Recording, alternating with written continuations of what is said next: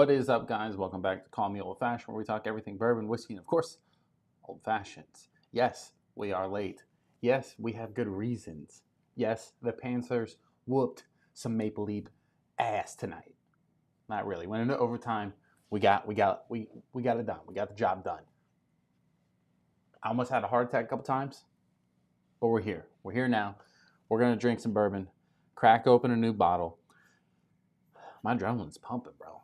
I'm still not over the game. I'm buzzing from it, bro.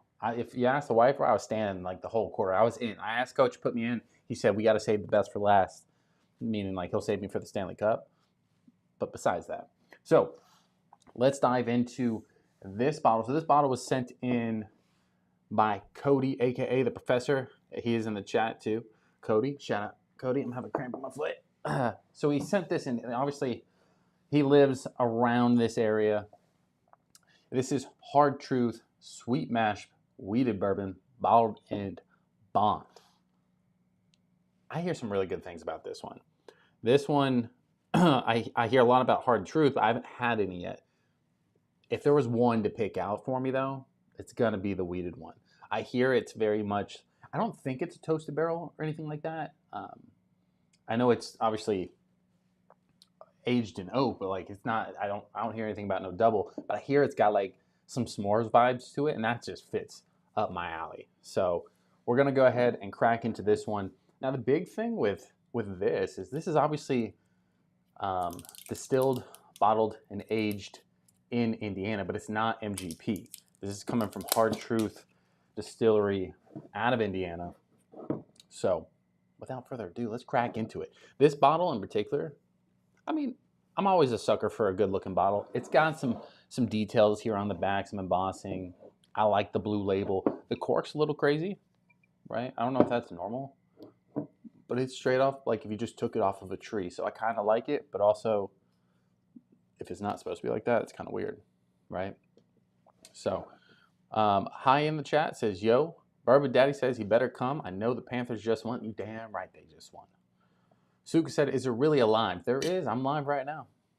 Professor says, let's get it. Hope so. We live. Got Tiger King and Call Me Old Fashioned. Let's go. That's funny. Little Tiger King action. North Florida says, sitting up here at this bourbon drop. How's the bourbon drop right now? Are you only person in line? I was going to go, but like I got so much stuff to do tomorrow. Liz says, cheers. I'm just saying, that's like top 10 cork pop right there. And it's a real cork, but it's got like a little couple holes in it. David says, yeah, looks like pure cork. Just tore it up. Or just tore it up. Yeah, it looks like it's designed this way, but you never know. You know what I mean? I could have fell off the truck or something. So let's go ahead and dive into this one. Mash bill on this is going to be 69% corn. Apparently, word on the street is it was meant to be 69. I don't know that for a fact, but I do know that was the word on the street. Is they intentionally wanted 69% corn, 19% wheat, and 12% malted barley. Obviously, it's bottled and bond, so it is a 100 proof. 100 proof. That game's got me dialed in, bro. Professor says they're all cut a little different. The more you know. Ryan says you need some rum and coke, a little trashy drink to match with the good drink. I mean, I could get down with a little Jack and Coke. I don't have any rum in this house. I don't think. Not currently. I don't have soda in the house. That would be a bigger issue. Oh. Yeah, this is gonna. I already know. Like this is gonna fit up my alley. Like the first thing you kind of get is it's not toasted, right? Like there's nothing. Am I missing something here?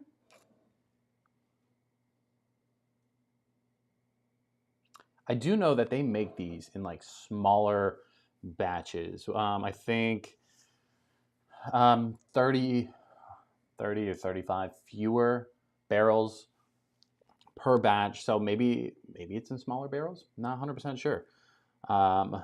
Somebody says, finally, a breath of fresh air. I was holding my breath the whole Panthers game. So, I mean, I'm here with it. But on the nose, you got a little A little toasted action. I don't know. I don't even know what it is. I'm guessing like a little toasted, maybe a little toasted like walnuts or something. And I get a little chocolate. You guys know I'm a sucker for a little chocolate note. Ryan says, I assume you prefer bourbon. I do. I prefer bourbon. Then I'll follow it up with some rye whiskey. But bourbon just, I like my stuff sweet, so it typically goes. Hence why I'm kind of raving about this right now. It smells like dessert in a glass. I don't know why. I get a little like funfetti cake. Like that's what it reminds me of. Obviously, there's no cake in here. Let's go ahead for the palate. Let's taste it.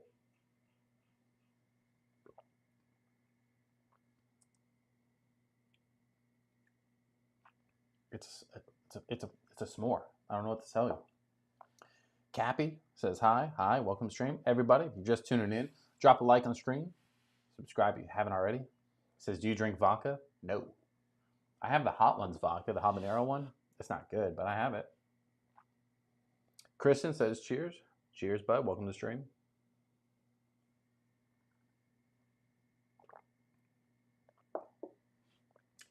For 100 proof, it drinks a little higher, but it's a little thin from what I was expecting.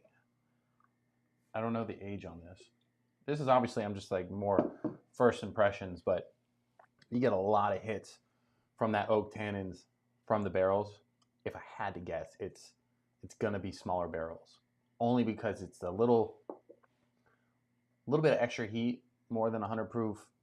I get some toasted aspects. I'm just guessing on that, but that's what I'm kind of getting the vibes from. There is a chocolate note in there. Kind of feels like a little Ghirardelli. I'm just kidding.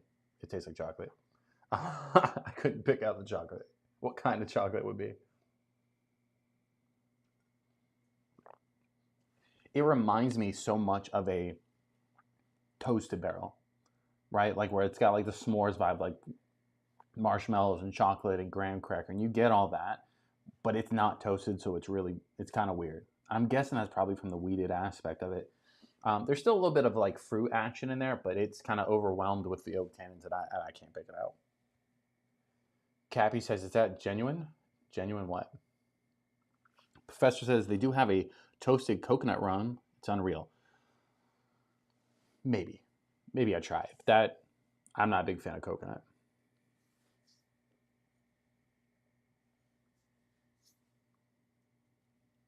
It's good though.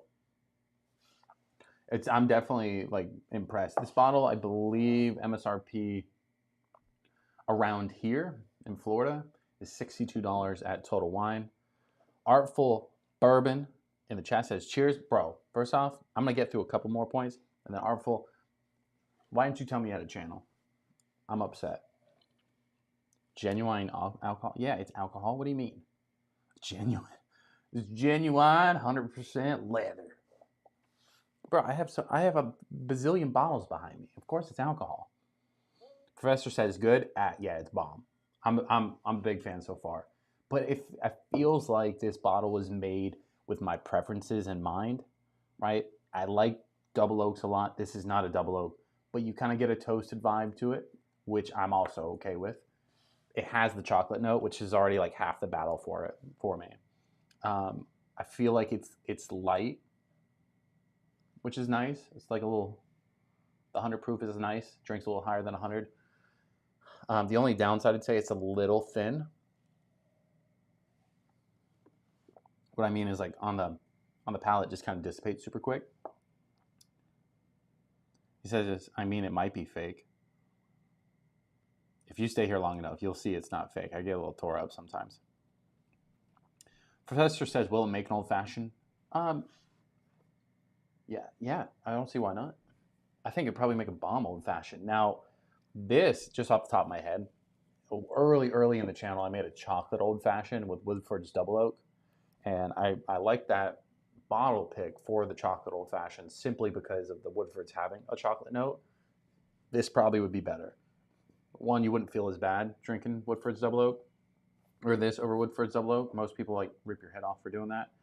I mean, it's almost the same price actually. The finish on this is a little better. This is also 100 proof, but I feel like that chocolate note is very similar, so that it would pair really well with that. A normal old fashioned probably would be money. I like the weeded aspect. You know, I like ryes too. Don't get me wrong. Ryes bring that spice level, but like if you're looking for something more desserty vibes, you typically can go with like a weeded or something of like this kind of a mash bill.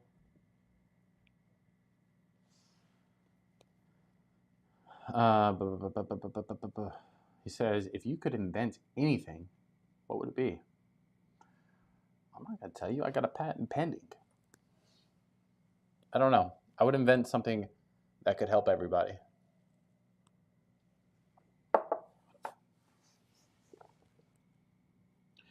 Trav says, sup, bub? About to get absolutely ripped tonight, Trav. I see you're already ahead of us.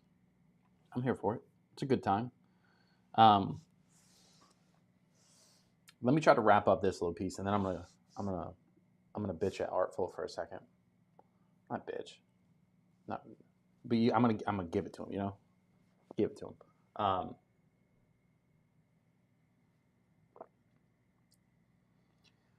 The finish isn't anything like super crazy. It does have a nice sweet finish. I'm gonna say it's on the shorter side.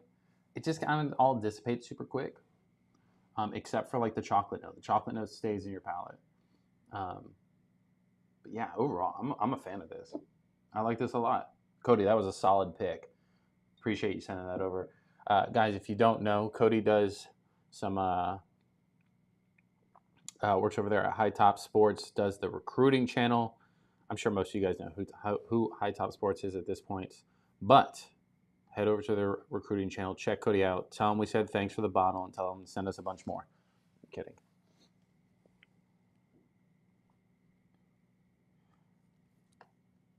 Arvel says, for whatever reason, my camera's not focused. What's happening here, boys? It's eyeballing all the fancy stuff back there.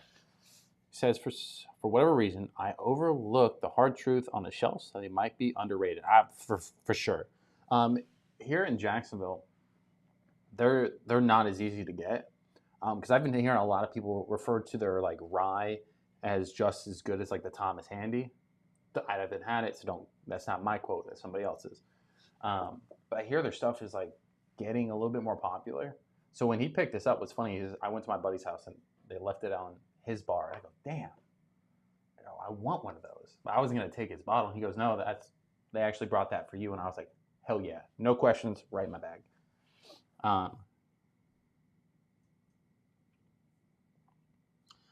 Professor says, I watched this channel. Hello, I seen the chocolate roasted s'mores in the taste test.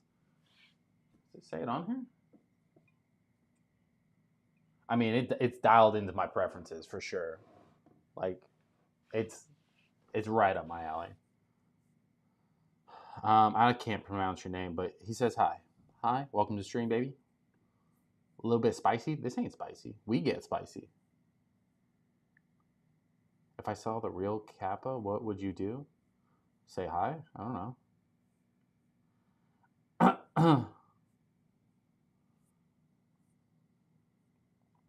Anyway, so I'm going to paint you guys a little story. It's first quarter of the Panther game.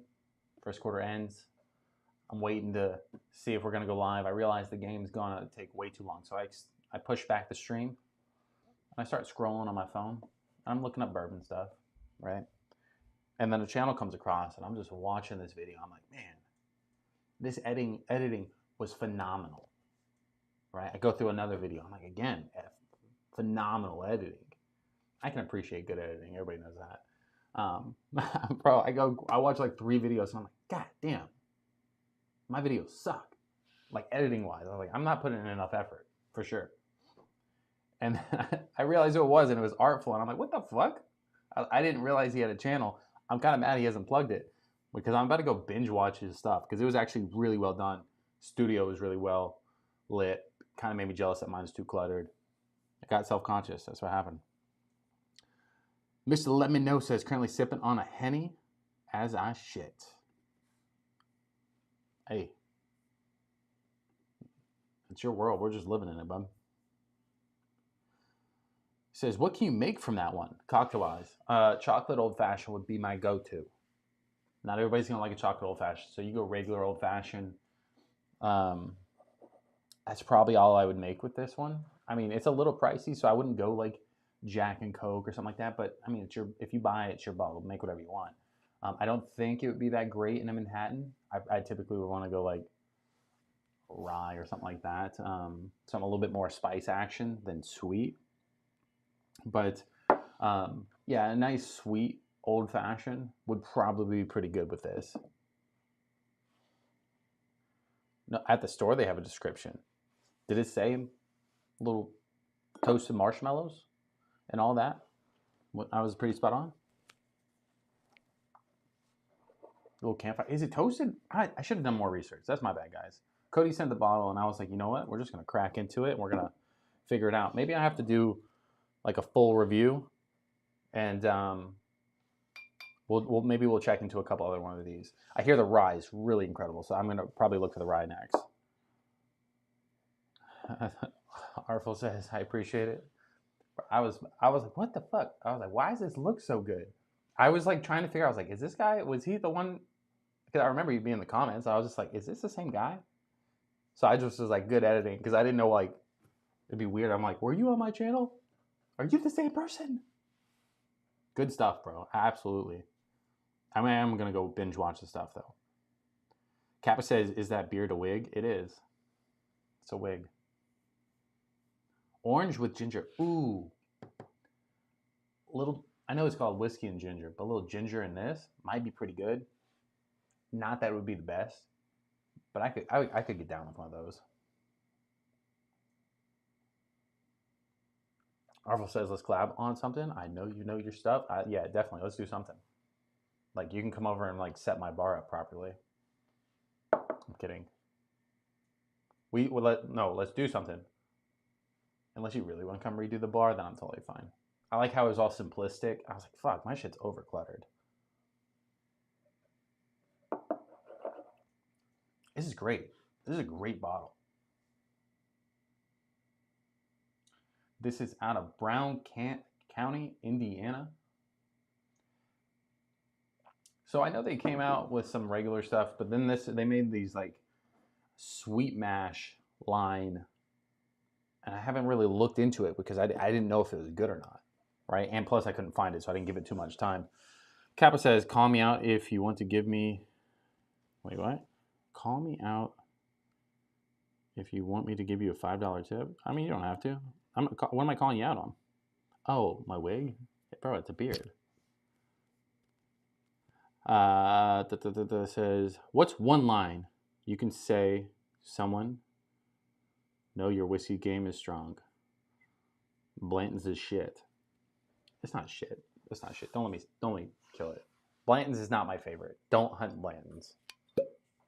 If you find it for MSRP, absolutely buy it. I mean, why not, right?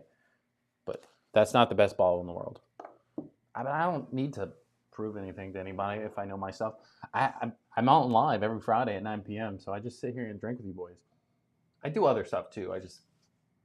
We were in a car accident, my ribs broke. You know what I mean? Like, cut me a break.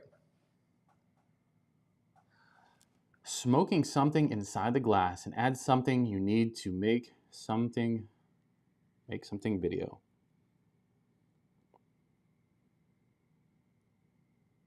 I mean, I have multiple smokers for old fashions or cocktails in general. Typically, I'm only going to smoke an old fashioned. Kappa says I was joking. I know. I'm here for it. I'm here for all the jokes. I like it. It depends on what kind of old fashioned I'm going for, but I'll go for like an old fashioned smoked as long as it's not a double oaked, because I like the double oak for that particular oak impact. It is Saturday, but not here. It will be Saturday in an hour, but I'm on the East Coast. Kappa, where are you at, bro? If you're ahead of me. He says, if I can't find it, let me know. I'll legally ship you alcohol. I mean, don't do that, but we'll talk. He says, or do it live. It will be good. I'm not going to smoke my Glens, but like if I make an old fashioned, then I can appreciate you subscribing to the channel. Welcome to the family. I mean, we'll get there. We're only 20 minutes in, boys. Typically, a live stream for quite a while. I got to pace myself, or I turn into like a white girl wasted. Let's check out their lineup real quick from the Hard Truth. Try to go to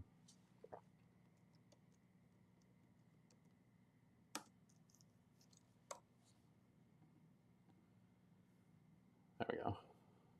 Let's see what else they have.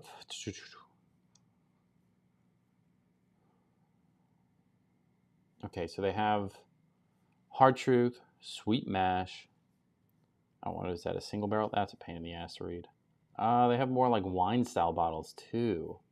Toasted coconut rum cream, maple bourbon cream. That sounds delicious. Cinnamon vodka. That sounds gross. Sweet Mash Rye. That's the one I keep seeing everybody rave about with the green label. Let me see what they have on it. Looks like you can buy online, but that's probably going to take you somewhere stupid.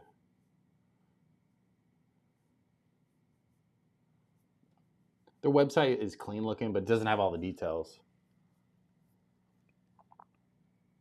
Kappa says, I can't tell you, but it's midday. Midday? Are you in Australia?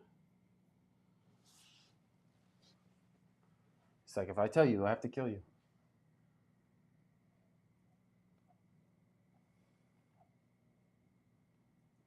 I should have looked up the tasting notes. Fucking damn it. Let's see how close I was. Sweet Mash. We did. Yeah, bottled at 100 proof, available in 750 milliliter bottles. All right, aroma, toasted marshmallows, dark chocolate, and custard. I think I was pretty close to that.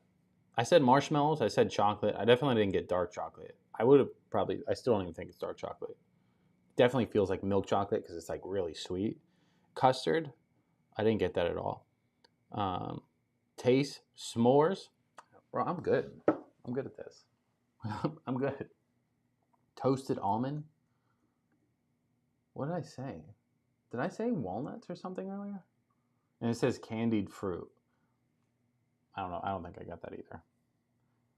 Somebody said finish is mocha and shortbread that built to black pepper and maple. I definitely didn't get maple or black pepper, but I did get shortbread.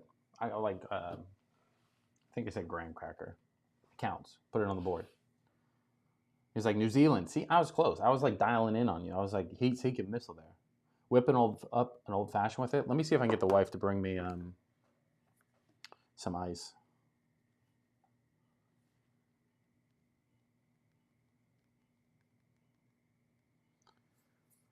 So typically when I do an old fashioned, smoking cinnamon, that will give you a nice taste. I have done that. I can't remember for which old fashioned I did it for. It might have been in the chocolate old fashioned actually. I did it in something, and it's not bad. I'm not the biggest cinnamon fan. I feel like I'm missing everything right now, but cinnamon's not bad. It's just I don't think I'd want to add too much extra.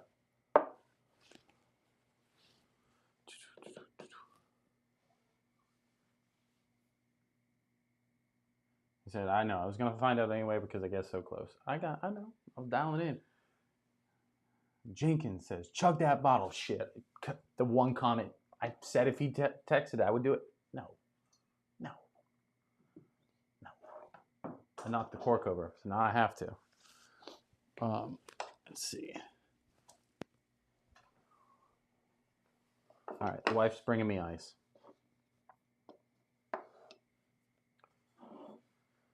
All right, so when I do an old fashioned, especially for the first one out of a bottle, I try to have like a standard of like, I make the old fashions the same way every time.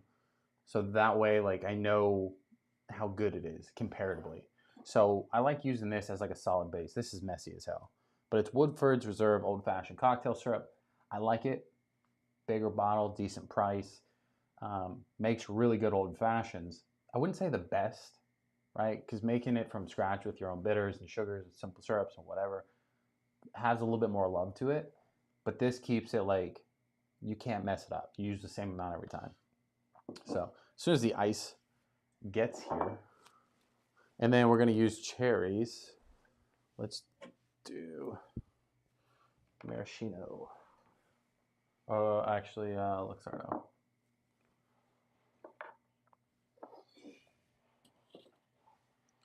All right. We'll do this side. Just so you know who's your daddy. So some people may use like a half ounce of this, stuff like that. I basically use like a 1/4 ounce. Dunk. All right. Where the fuck can I put this? I'm running out of space. Use a 1/4 ounce. I was a little off there. 1/4 ounce of the simple syrup.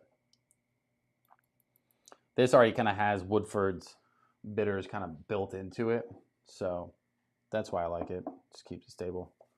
Cody says hi, by the way. I need this. What are we doing? It's like my first time making a drink, apparently. Pour a little bourbon.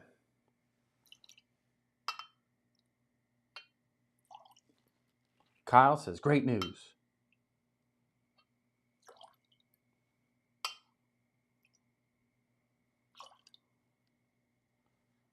Yeah, that's right.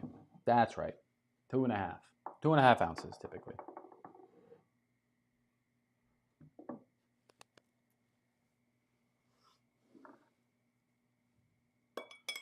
Get a little mixy mix here.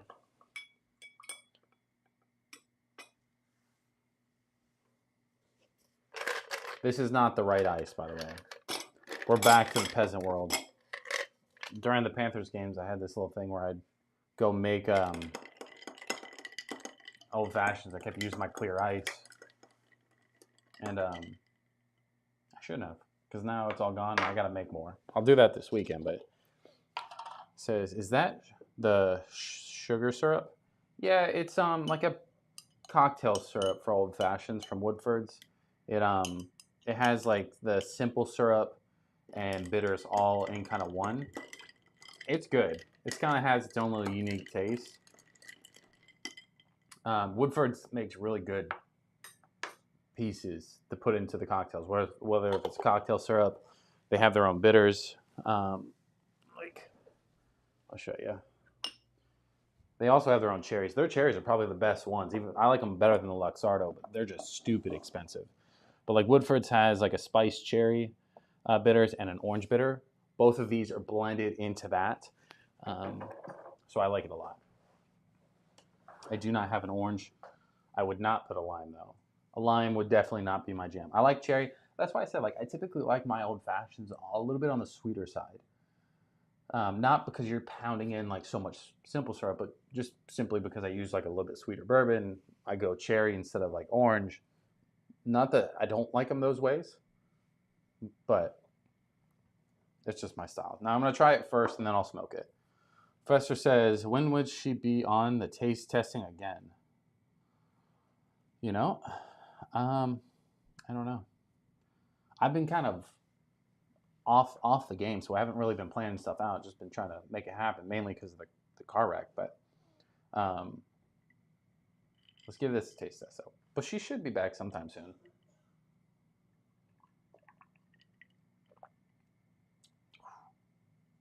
It's sweet. It's definitely sweet. The bourbon pairs well with it, though.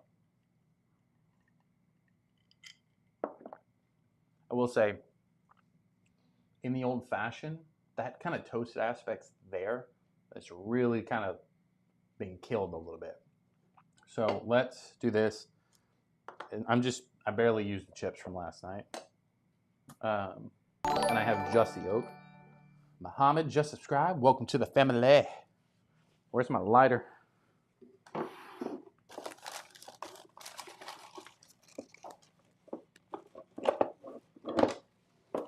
don't know where she put it. Oh, it's right here. The wife typically makes the old fashions when I'm not live. She likes doing it. But I do have the 7-grain smoker for this one. And it is a, that was not good. There's way too much wood chips in here.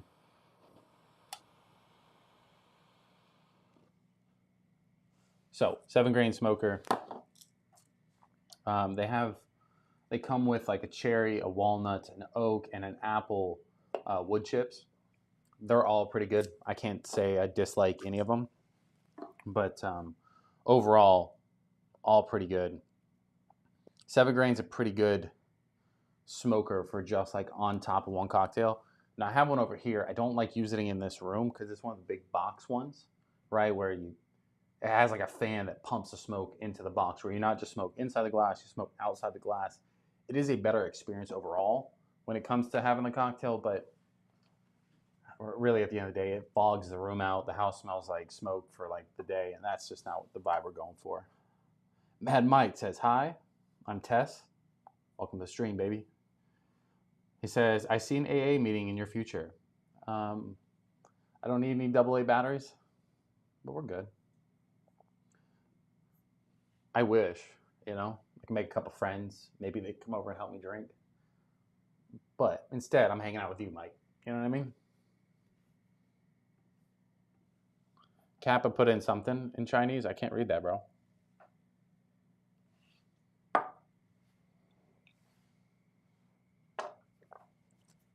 Let's give it a little taste test after smoking it.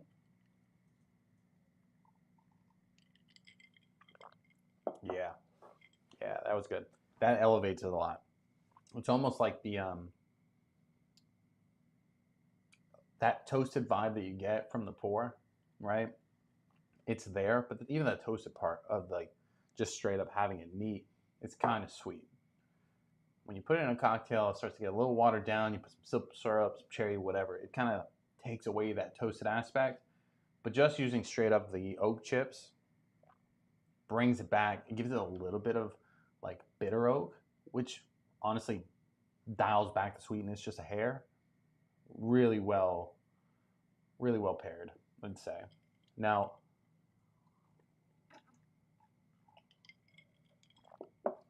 a lot of people wouldn't use expensive bourbon for old fashions. I do crazy shit. I like using my expensive bourbon because I just like drinking my stuff, not just hoarding it for whatever. $50, $60 bottle, it's solid for sure. I think it's a little bit more versatile than I was thinking, because I think doing it like that still has the sweetness aspect, but it pairs better. If you wanted to dive harder into like a straight up dessert drink, whether if you wanted to pair it with bourbon cream, or if you wanted to pair it in like a chocolate old fashioned or a chocolate peppermint old fashioned or something along those dessert vibes, I think it would be really well balanced, because of the chocolate note is so prominent in that bottle. So RMZ in the chat, welcome, baby. He says, Woodford's is my favorite old fashioned syrup with Old Granddad 114. It's hard to beat. That one is a monster old fashioned. This with Old Granddad 114 is kind of like my cheap little budget version to go to. Usually if I'm using anything semi-expensive, I would use like proper bitters, cube sugar, stuff like that to just make it just that much better. But that old-fashioned cocktail syrup from Woodford's it's money. It's my go-to one for cocktail syrups. If I had to choose a second one, shit, we can't do two. We have to do top three. So top three would start off with the Woodford Reserve, and then you can kind of do a toss-up between two. The St. Augustine old-fashioned cocktail syrup, because that is one of the few that is re-aged back in a bourbon barrel. So their syrup's bourbon barrel aged. And then on top of that, you can do the black walnut syrup from Elijah Craig. That one's really good. Professor says Japanese. Artful says, I got some Woodford cherries for Father's Day a couple years ago, and they disappeared quickly. They're really good, super expensive. They're also like bigger cherries. They're not just like little dots. Like they come with the stem and all that. You get less in the jar for $20. No, pairing it with all Woodford stuff just feels right. It's part of like an experience when you're doing it. So I buy them every once in a while. But when I know that I'm going to be making cocktails on stream, I typically go with like the black cherries from Filthy. Those are pretty good. They don't go bad as bad. Don't go bad as quick. Luxardo is just super easy to find, but they're kind of pricey. So, but I will say this one has lasted a really long time. So there's more cherries in here than you actually think for 20 bucks. Professor says chocolate old fashioned next. I'm not gonna make a chocolate old fashioned, um, only because I don't have all the stuff in here to do that, and I can't even remember the recipe off the top of my head. But we can do it next week. Now I can do. We can go over one more bottle here in a minute because I do have this. I haven't really reviewed it with you guys too much, but we do have the Penelope Peach Old Fashioned, the premix. First off, hats off to Penelope. Bro, look at the bottle. You know what I mean, that's a sexy bottle. When do you see like a bourbon-esque cocktail bottle just straight up white? You know what I mean? Sexy bottle. Arvel says, got to try the bitters. I don't think old fashions. I don't drink old fashions too often. Maybe I need to start. That's like kind of crazy. I like, to be honest, the more I've been doing the channel, the less old fashions I actually drink in my spare time. I'll more than likely just grab a pour and sip on it, rather than going through the steps of making an old fashioned. That's why I have so many like pre-mixes and things like this, because like when I want one, I just don't feel like doing the work all the time. But their bitters are hands down the only bitters I use. Okay, let me rephrase that. If Woodford's has the bitters that I'm looking for, that's the bitters I use. But I have like an apple cherry or apple blossom bitters, and I have the Hella brand Mexican chocolate bitters. And the only reason I have those is because the Woodford chocolate bitters weren't going to get here on time when I was trying to make that video years ago. Doctor in the house says, hey boy, pour me a beer. A little barkeep thing, right? What kind of beer can I get you? Did I watch Chappie? I don't know what that is. Professor says we need to get you up to Brown Country for you to do a barrel pick. They do it all the time. I will say I did look up their distillery, right? If you were going to go do an experience at Hard Truth's distillery, like where you go to do the experience, is like really beautiful. It's in like the mount, like in this little mountain area with trees all around. You know what I mean? Make me want to rent it out just so I can like spend the night there and have a campfire. That's what I thought when I saw it. Have I seen Chef? Yeah, Chef. Killer bottle. Yeah, the bottle's sexy.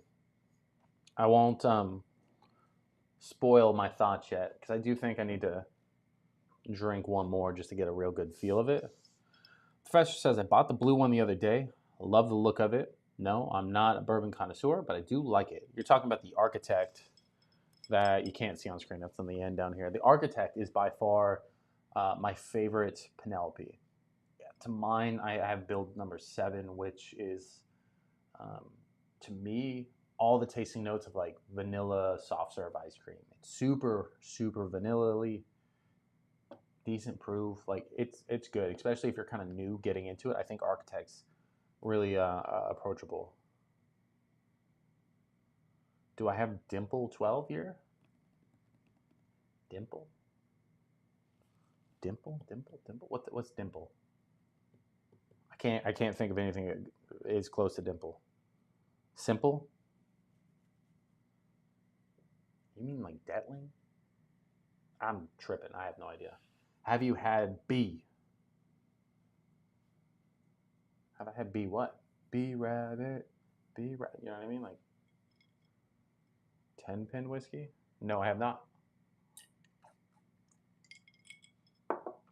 Bro, is there somebody's kid's crying in this photo? I've not. I've had a lot of whiskey, but it never surprises me When everybody comes in, they're like, have you had this? Have you had this? I'm like, no, no, no. And I'm like, I have a shit ton of alcohol, but I always never have what you guys are asking about. Professor says it's epic, and there is pizza and beer. Their pizza and beer is killer. I love their 6-foot blonde. Professor, aren't you married? What happened, bro? What are we talking about?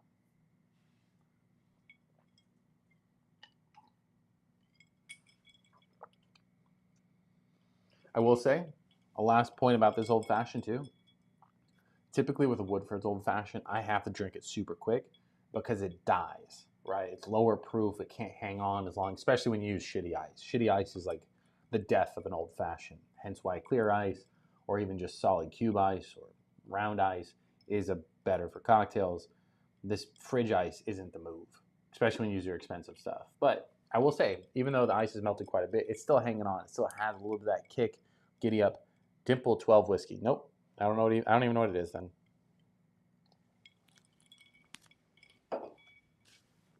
So I'll slide this over here. Burlow says very smooth stuff, very gimmicky bottle, but unreal Scotch. Ah, that's why I don't know what you're talking about, because it's Scotch. I'm not a big Scotch guy yet. Not that I won't be in the future, so don't write me off too soon. When I first started the channel, I was strictly bourbon. There was like nothing going to get me away from it, and then I slowly worked my way into to rye whiskeys, even though I had a bunch that I really didn't like. And I want to like Scotch, but I've had a few that are just horrendous. That it's just not my vibe, not what I'm looking for. But I'm waiting till I can find maybe. I'm not. This sounds pretentious, but like maybe like a little bit more expensive whiskey, or like Scotch will fit my vibe. Like maybe that will get me into get me in the door, so I can start exploring to other places and not dislike it as much. Because I've had Johnny Walker Black Label, I've had Macallan 12-year Double Oak, I've had a couple of like the bigger name ones, and I don't like them. I tried. I really wanted to. Sorry. Dimple is a Scotch, yeah. Only Scotch would name something after like a dimple, you know? Yeah, Scotch whiskey. Professor says my dad's favorite. I take him down 8 cases a year when I go see him. Oh, I guess that's like their beer is the tall blonde 6-foot blonde beer. I'm not really that big into beer, but when I went on a cruise one time on Norwegian's Encore for their inaugurational cruise, and they have like a really sick, like there's like 60 or 100 beers on tap, and they had this like caramel cream ale, and it was like with this whale as like a like photo on the front. I don't know. And I tried a bunch, and when I tried that one, that's straight up all I drank the entire cruise. I go get these tall ass drinks. That's all I drank. That and like wine. Their cocktails they water down. Guys, if you haven't already, drop a little like on the stream, subscribe. We are on the road to 2,500. When we hit 2,500, we're going to do some giveaways of some samples. You guys will get to choose them. But at this point, I have a lot of good bottles compared to where we were when I said that to begin with. So after this, I'll let you guys kind of pick out of some of the newer stuff I picked up. We'll have a couple pours of that. Obviously, I have the Woodford Reserves distillery series, the 3 of them that I picked up. I obviously have the Still Austin Tanger now. I hope you guys picked that because I really want to drink that.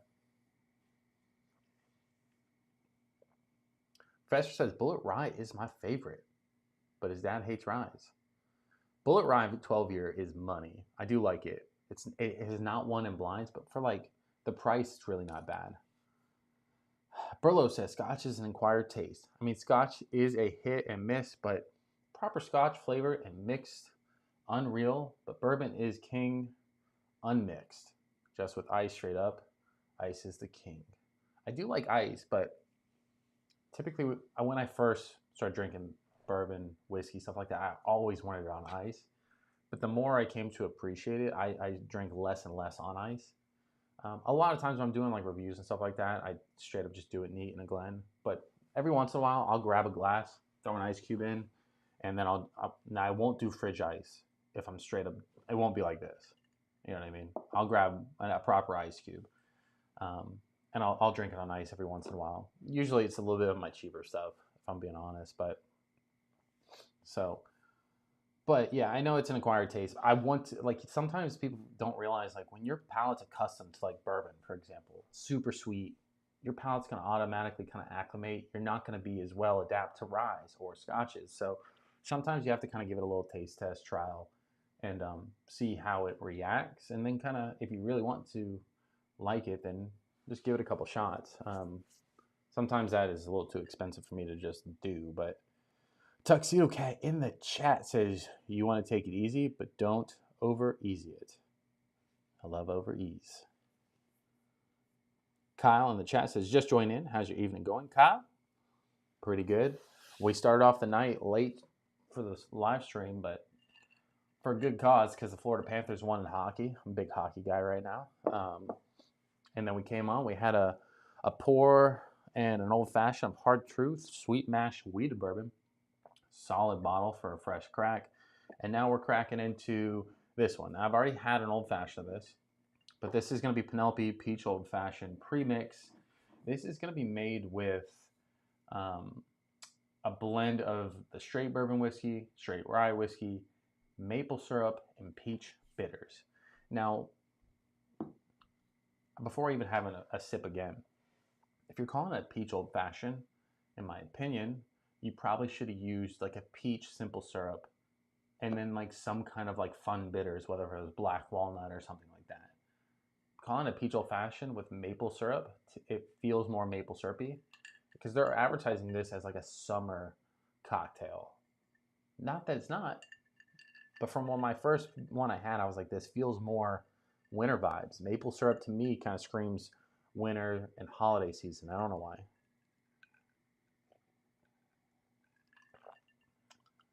Okay. Also, one con of like premix stuff, including this one, this is only 80 proof.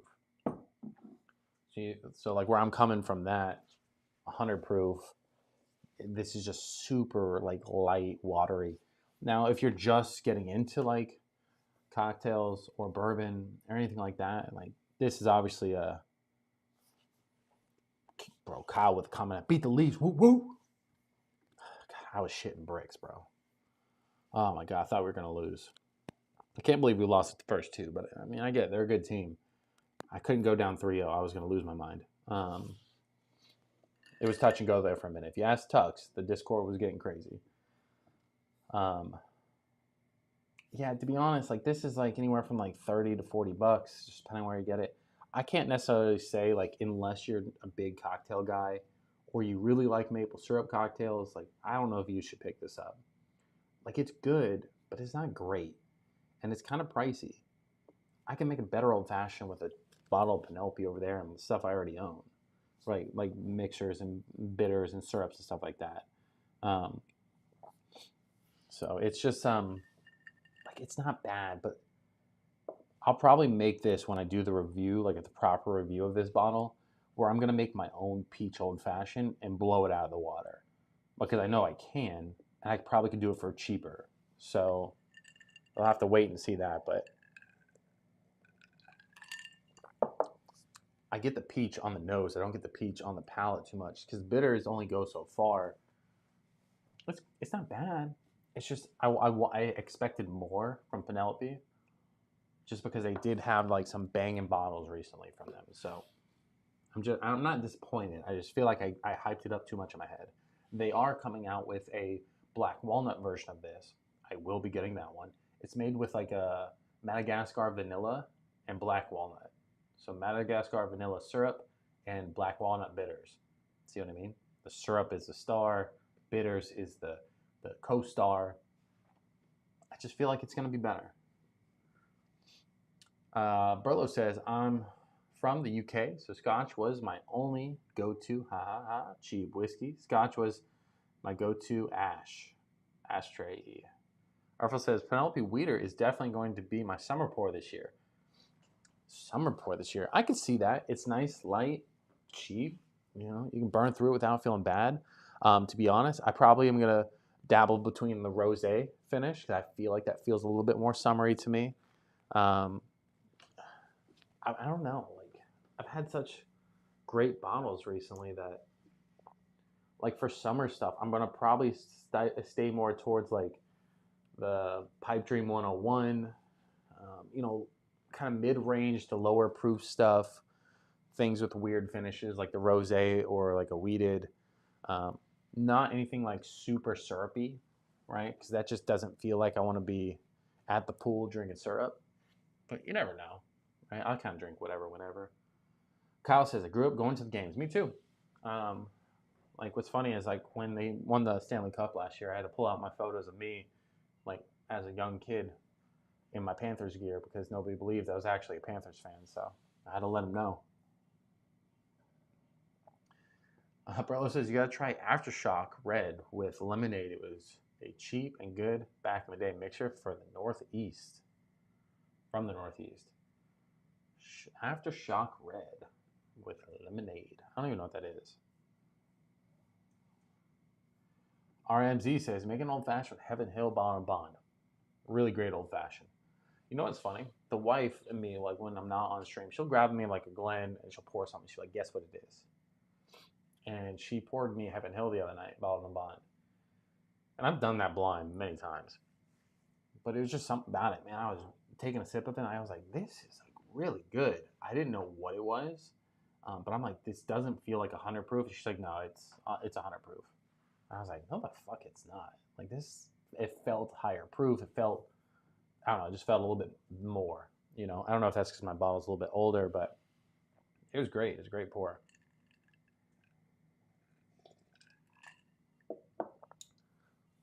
Kyle says, would you say premix would be a great way to get into mixers? I don't drink sodas.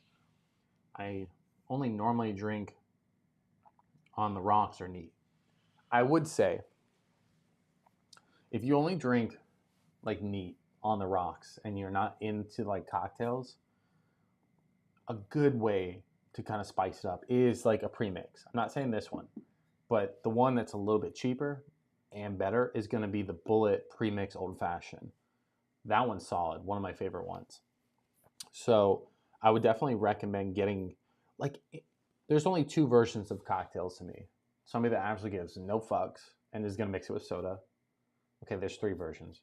The no fucks mix it with whatever they randomly have in their house. There's one that like wants a good cocktail but doesn't want to go buy a million things to go with it. Those are the pre-mixers, right? Where it's just an already pre-made in a bottle. Bullet's a good one. I have another one that's an old-fashioned 1792. It's good. It's not horrible. The best one that I've ever had is the Handy and Scheller from Buffalo Trace. That one's pricey. It is the best one, but I'd say Bullet for the money is probably better, and you'll get more. So, yeah. They also have a Manhattan. If that's your thing, get it. If it's not your thing, don't get it because it's not as great.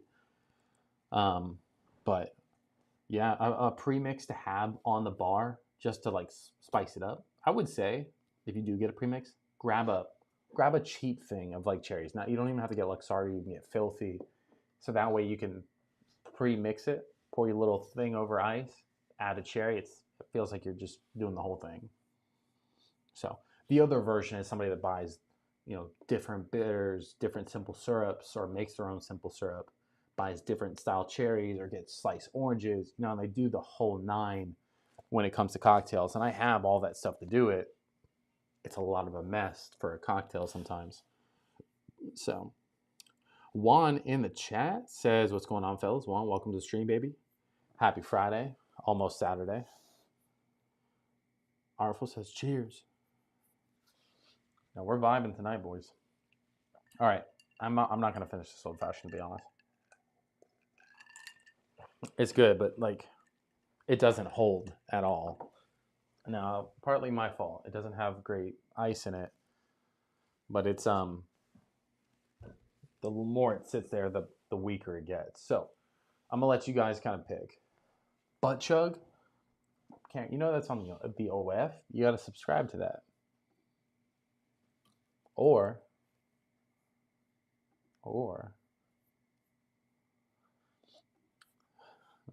bro, but he didn't get the butt in. Didn't spell butt right. Kyle says, "Have you had Bullet Bottom Bond?" I haven't. I saw it in the store once. Bullet's not my favorite, but I hear it's good. So I'm half tempted to get one next time I see it. So I'll let you guys pick. I'll throw out a couple examples. We can break into Southern Star, the Paragon, the straight bourbon whiskey from North Carolina. We can do Still Austin Tanger. We can do the Chocolate Whisper Redux, the highest proof from Woodford Reserve. We can also do their toasted or their blended malt sherry finish. Those are all distillery releases. Or we can do like some New Rift or something like that. He said, hold on, I'll do it. All right, you first. RMZ says, so glad you are back. AM. If you're talking about me, I'm back. I was back last week too. My ribs are still sore, don't get me wrong, but they're nowhere near as bad. They're definitely, I can work with this. Past couple weeks, we were touch and go. Now, if I sneeze still, like, they may end me. Besides that, we're good. Okay, he says, Angel's Envy. I do have Angel's Envy. I only have the triple oak, though. And it's like halfway. My wife always pours that for me for some reason, so I could probably do without the Angels. Everybody's saying Redux. I mean, it's delicious, bro. I almost tripped over my charger. So this is I'm gonna put this back. This is Woodford Reserve Distillery Series Chocolate Whisper Redux, the 2025 edition. They have other years, but this one is special because it is 139.4 proof, which means it's only 0.6% away from being a hazardous material. A little hazmat for you, no? Kyle says, 199 super chat. Pick Woodford. Pick a Woodford's. Kyle, we're ahead of you, bud. I appreciate the super chat, though, as always.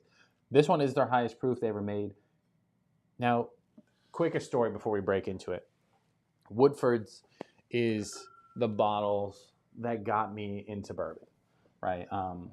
First, I had the regular Woodford's, and I tried a couple other things like Angels and Elijah Craig, stuff like that, Jefferson's. And I was like, all right, cool, whatever. And then I had Woodford's Double Oak. And I was like, holy shit, didn't know something could taste this good. And Woodford's Double Oak has been my favorite for the... What? It says you need S leather vest, bro. Oh, I do need a leather vest. That would be sick. I don't have one, though. But yeah, Woodford's Double Oak was like what made me go, holy shit, I need to get more. I need to go get more bourbon and really dive into this because I really liked it. And I just was testing things, what would make the best old fashioned, blah, blah, blah. And yeah, and that led me to getting, like, really hunting the Woodford's Double Oak. They made it easy for me this year and just kind of gave it to me, but we got it. I like that. Then I had their Masters collection, their 121.2 proof. Again, oh shit, the higher proof it is, the better it's been. This one coming in at 139.4 proof. Oh shit. Is spectacular, right? That's the only way you can describe it. It's something different. Not to hype them up because you can't go get it. I wish you could. From the distillery. The distillery releases are like fun though because they only release it at the distillery. They're smaller bottles. They're lower price. It's almost like just go get it. This is like a $60 to $70 MSRP, I believe. I could be wrong because I don't have it in front of me. But what I like about them is they're a little bit more limited, which makes it like super special to me. But when I tried it for the first time, I was like,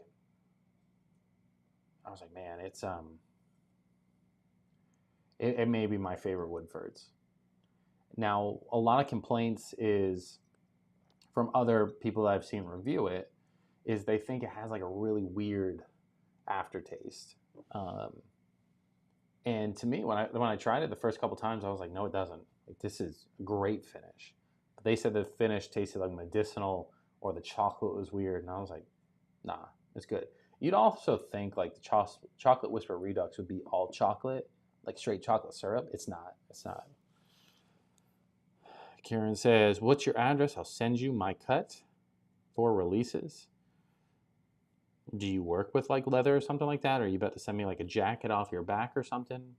I can't just give my address out, but I am supposed to be getting a P.O. box soon. So maybe eventually. But you don't have to send me nothing. I appreciate it though, if you're serious. I will say, on the nose, like when you go into it, like it is, you could tell the proof's there. It's hot, it's ready. It's like a little Caesars, you know? One trick, by the way, everybody kind of asks me, like, how do you get tasting notes? Oh my God. When it's high proof, sometimes I just give a little, you know what I mean? I don't know why. It's like a force of habit. But it almost like clears it out, lets you get in there nice and gentle. Juan says you're almost at 2.5. Congrats, brother. Everyone subscribe if you haven't. Juan, appreciate it as always. Yeah, when we hit there, we are going to do a little giveaway for some samples. I'll kind of let somebody, whoever wins, kind of pick two. And then we'll also do a giveaway for the members. The same thing. They'll pick two, whatever. Send them over. As we kind of grow, we'll do better, giveaways. But that's where we're at right now. That I have to buy a whole new fucking car, which sucks. Kyle says he wants to build a bunk bed with you. I'm okay. I want to build bunk beds. Arvel says, I'm sipping on Barstown High Wheat. Can't put that bottle down. Is that what is the Bardstown wheated? Is that a high wheat? Or am I tripping? I have the Bardstown wheated. It is really good. I like it way better than the Penelope one. But it's like double the price. Kieran says, I'm gonna send you a pic. It's clean, no homo. Well, now I think it is homo. I wasn't thinking it was at first.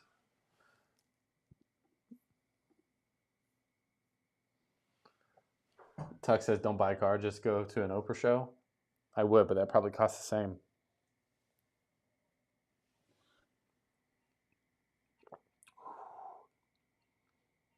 I will say, like, one of the few bottles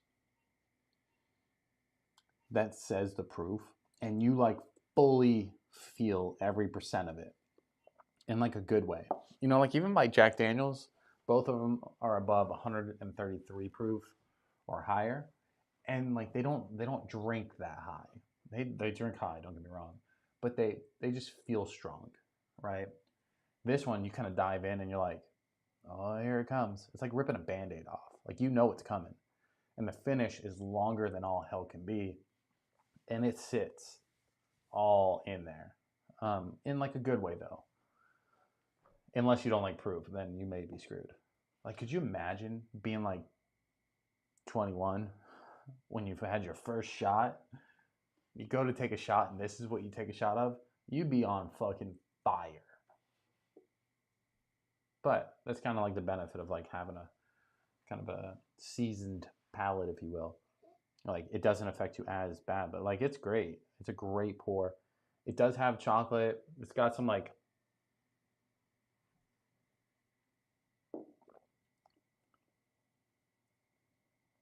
some sweetness in there. A little bit of coffee, a little bit of leather. It's different. Almost every time I go take a couple sips, it feels like it's constantly changing. And I know it has a lot to do with the proof too, but it feels like it's super complex, which I don't get that in any of the other Woodfords. Now I will say I don't know how to describe this part, but in Woodfords, when you go in, it doesn't matter if it's the cheapest one, the most expensive one, you go in, you take a little nose test, and then you just register like Woodfords. That note is still in there. I don't know. I don't know how to describe it. I just go Woodford's. That smells like Woodford's. Kristen says, I have to pick up the Bardstown Weeded. It's only $3 more than the Penelope here. Only 3 more? Either Penelope's overpriced by you or the Bardstown's underpriced. Either way, pick up the Bardstown.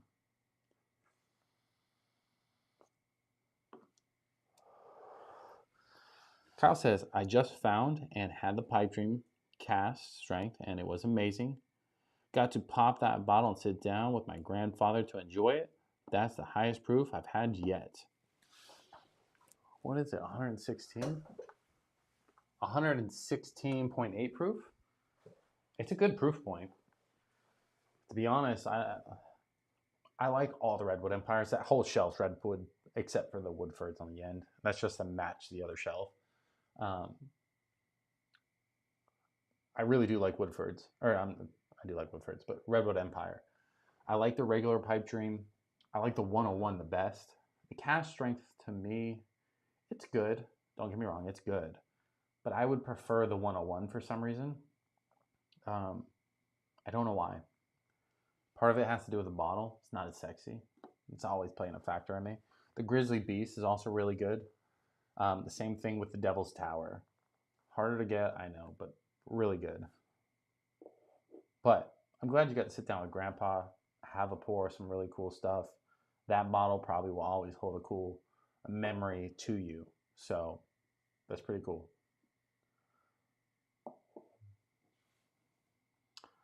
I don't know how to pronounce that name, but it says completely agree. Just had one of the higher proofs from Woodford's, very viscous, and it gets that banana up front with the strong leathery wood note at the end. But I agree with the JD comment. Yeah, like Jack Daniels, like I'll just give you an example. Right, I have these two, and I bought these specifically for the proof, which sounds like I'm a proof whore, but so I bought this one, which is another 375 milliliter bottle, and I picked this one because all the other ones on the shelf for the Jack Daniels single barrel proof whiskeys, the normal size bottles were like 120, 122, and not that that's bad, but this one, the small one, was like 133.3 proof. And I've had the other ones, but this one for some reason was just incredible. It doesn't drink like 133 though, but it's close. Now, then I picked up I was looking for the rye, but for some reason, I was hoping to find another smaller bottle for whatever reason, but I didn't. I found the big bottle. And I wasn't going to buy it until I found one either the same or about the same proof. And then eventually I found this one, and it's 134.5 proof for the Jack Daniels single barrel proof rye. I like the whiskey better, but that's just because that's more my fit anyway. But this is a really great rye, but it doesn't drink nowhere near like 133 proof, or 134.5 proof in this case. But it's good. It has some complexity to it. It's a really good rye. When you take a sip of this thing, man, it's light your ass up. RMZ says that the 101 pipe dream is one of my favorite pours. Mine too. Especially not in like in total, but it's definitely like top 10. But that's also like if you count in like what fits my vibe type of thing, like that's making the mark. You know, right now it's going to be up there with the Tanger, Russell's 15, 13th Colony, this one. Personally, I like the Woodford's Double Double. The New Rift 8-year bourbon. I don't know. I can't think off the top of my head, but it's up there. Rush in the comments says, like the content, got a new follower. Hey, appreciate it, as always. Welcome to the family. Guys, if you haven't already, like, subscribe, do all that jazz. We are on the road to 2,500. And then we're on the road to like 10 million eventually. Christian says Penelope Weeded is like 40, 45 in New Jersey. Bardstown Weeded is 43, 48. Okay, for two things there. The Weeded around here was like 30 to 35 bucks. The Bardstown Weeded was like 50, like 50 bucks. So ours are like this. It's just far apart. And that's part of like the whiskey game in a sense. Like prices are going to be different. Just whenever you buy something, you just have to feel comfortable with that price or just don't buy it. You know what I mean? So it's just, bro, I'm like dyslexic. I don't know. I'm like, if anybody doesn't know, I am dyslexic as fuck. So sorry, I'm gaming nerd. Right? Aren't we all? Same. I have 137 proof, barrel proof rye. Definitely is strong, but doesn't drink like it. I'd love to try it though. 137 proof. Like I know mine's close, but I just feel like the 2 proof points, it's got to do something. Unless they're just putting it on there, you know. Rage rush, flame emojis. Yeah, I don't know. The proof points. Sometimes you feel it. Sometimes the flavors come out more. I feel like in a well done bottle, like the barrel proof rye and the barrel proof whiskey for Jack Daniels, I feel like it's not going to bring the heat, but it's going to bring the flavors more. That's why I waited so long for the rye. Where this one is bringing flavors, but it's also bringing the heat. So it's a good bottle. I am really glad I have this one. I feel like this is one that I'm gonna try and kind of keep a little bit higher so it doesn't like, oxidize as quick. Because I'm hoping to kind of have this one a little bit longer to maybe make it till they get a 2026 one. Have it more as a special occasion pour or randomly, but I'm all about drinking your whiskey. If you have a bottle, crack it open, drink it, do your thing. Unfortunately, where I'm at now, I have over 120, 130 bottles of open whiskey. It's not physically possible for me to drink them fast enough at this point. So eventually, but I'll probably have like not a house party, but I'll have like a whiskey party one day, and I'll just let everybody drink it all, restart fresh. Part of me goes like, restarting fresh would suck because then I'll lose like a lot of my favorite bottles. But like going and finding them again would be also kind of fun. Trav says, "Fuck, you still live? Let's go." Trav, it's only been an hour and 12 minutes, bud. Trav, we need to set something up so I can send you a couple samples, and you can come back on the live stream because the people loved you. So I feel attacked that you said that, Trav. So I hope you're serious, because my broken ribs, they feel attacked. Just letting you know.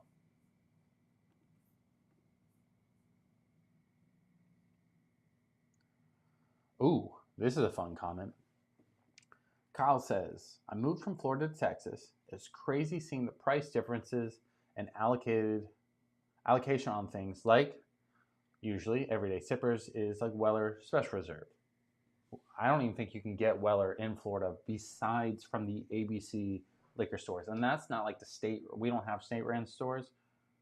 For everybody that doesn't know, ABC is like a chain here. But ABC has a contract with Weller that they're the only ones that can release it.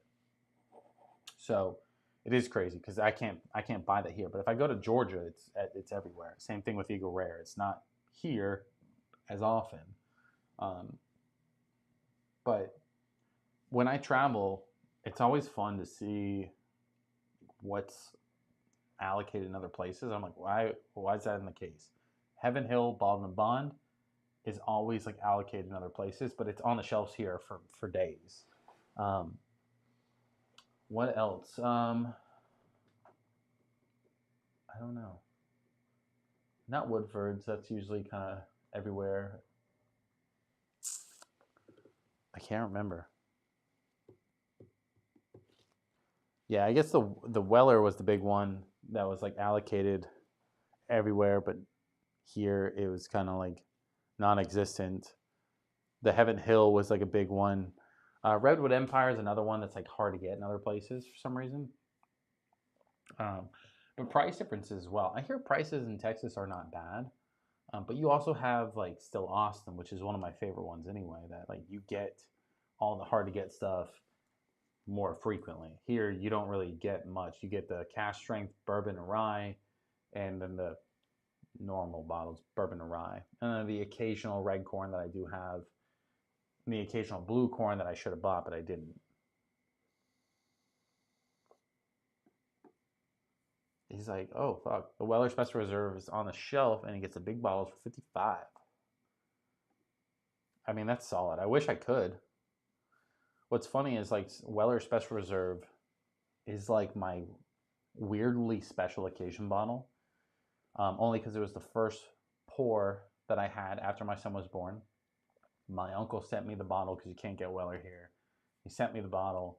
We cracked it open together, and then that's what we drank. So that's kind of been the bottle every time my kid did something cool. So crack open the Weller Special Reserve. It's almost gone, so I need to re-up it. But I am also going to probably switch it to like the Antique 107 because it's good, but it feels like kind of basic for a special pour, you know?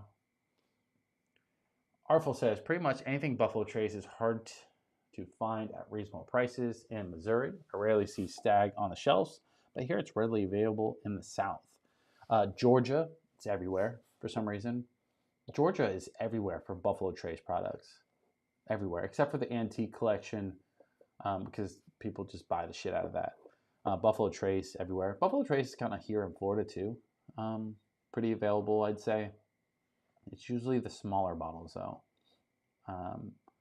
But even here, like right down the road from me, they were able to get a Stag store pick, and they were selling them for like normal prices just to like get people into their store. I did not pick one up. I was supposed to for North Florida. That's usually in the chat, but I dropped the ball on that. Virginia is horrible unless you enjoy paying 2 times MSRP in DC. Now, I will say the store that's closest to me, I can go there right now, and I could buy any Pappy I want. I can buy the Eagle Rare 17 that I really want to have. I can buy blends. I can buy whatever your heart desires in a sense, if you're willing to pay museum prices. I think they had, I paid way back when, I paid like 110 for blends, and I was like, it's not worth 110. They had Stag for $500, if that helps explain the story. I can't remember the other prices. I remember I was like, I'm good. I've never went back since because their regular bourbon selection sucks. They don't do barrel picks. They only just get whatever random allocation. They put it on the shelf and they just try to mark it up. And it's their store. They can do whatever they want, but I'm not paying that kind of prices. Kyle, he knows. He says Winn-Dixie usually has the Buffalo Trace stuff at least every month. Facts. Winn-Dixie and Publix, mainly Winn-Dixie. Publix sometimes will get like the rare stuff. They'll get the random Pappies. They'll get the random, Old Fits. They'll get the random like one-offs. And these stores, Winn-Dixie and Publix and Walmart and stuff like that, they always sell for MSRP. That's why they're great stores for this stuff. Publix and Winn-Dixie, mainly Winn-Dixie, gets Eagle Rare, Stag, and E.H. Taylor all the time here. But they sell out super quick. They only get small little batches. But like if you ever hit a Winn-Dixie in the morning, there's a good chance you get it. He's like, okay, please stop. Gross. I get it. Miss Lopez says, blah, blah, blah, blah, blah. Lopez, thanks for joining in, bud.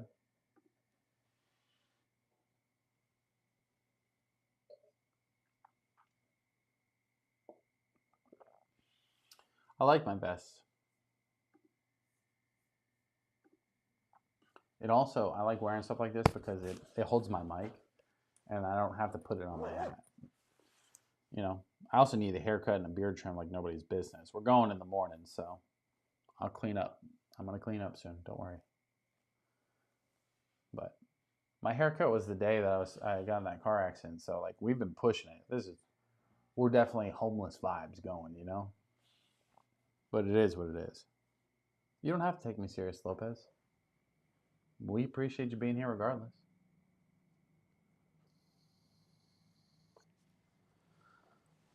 Let's get a little water going.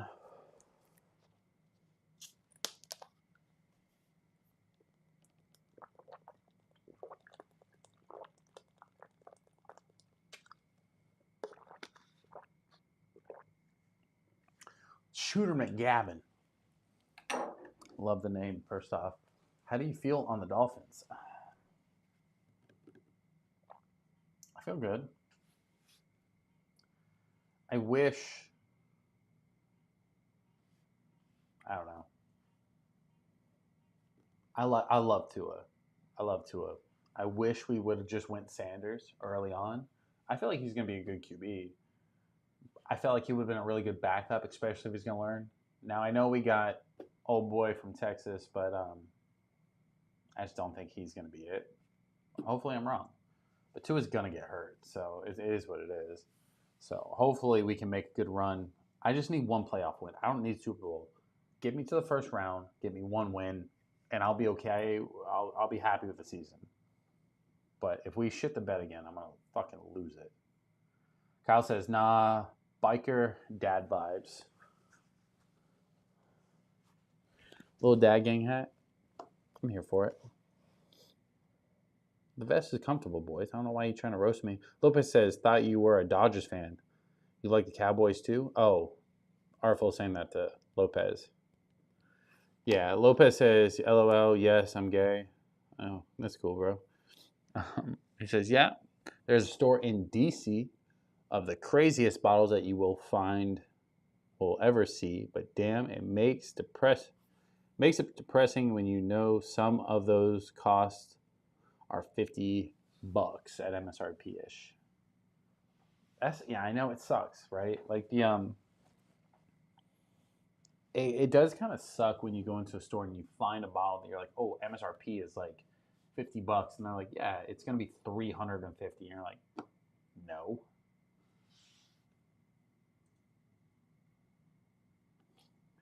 That is one thing I think. McDaniels, I love McDaniels. He's a great coach.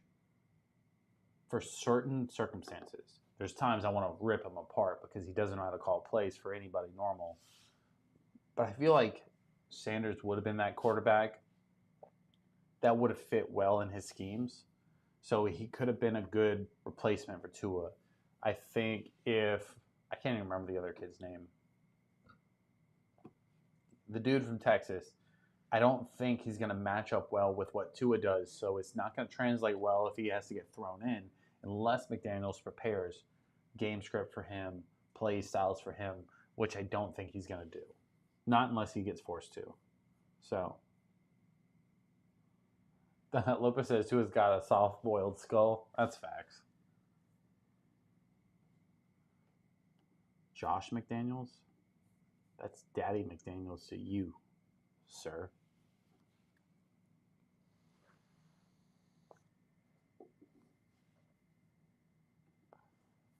Tuck says McDaniels is doing the best he can with mashed potato brains.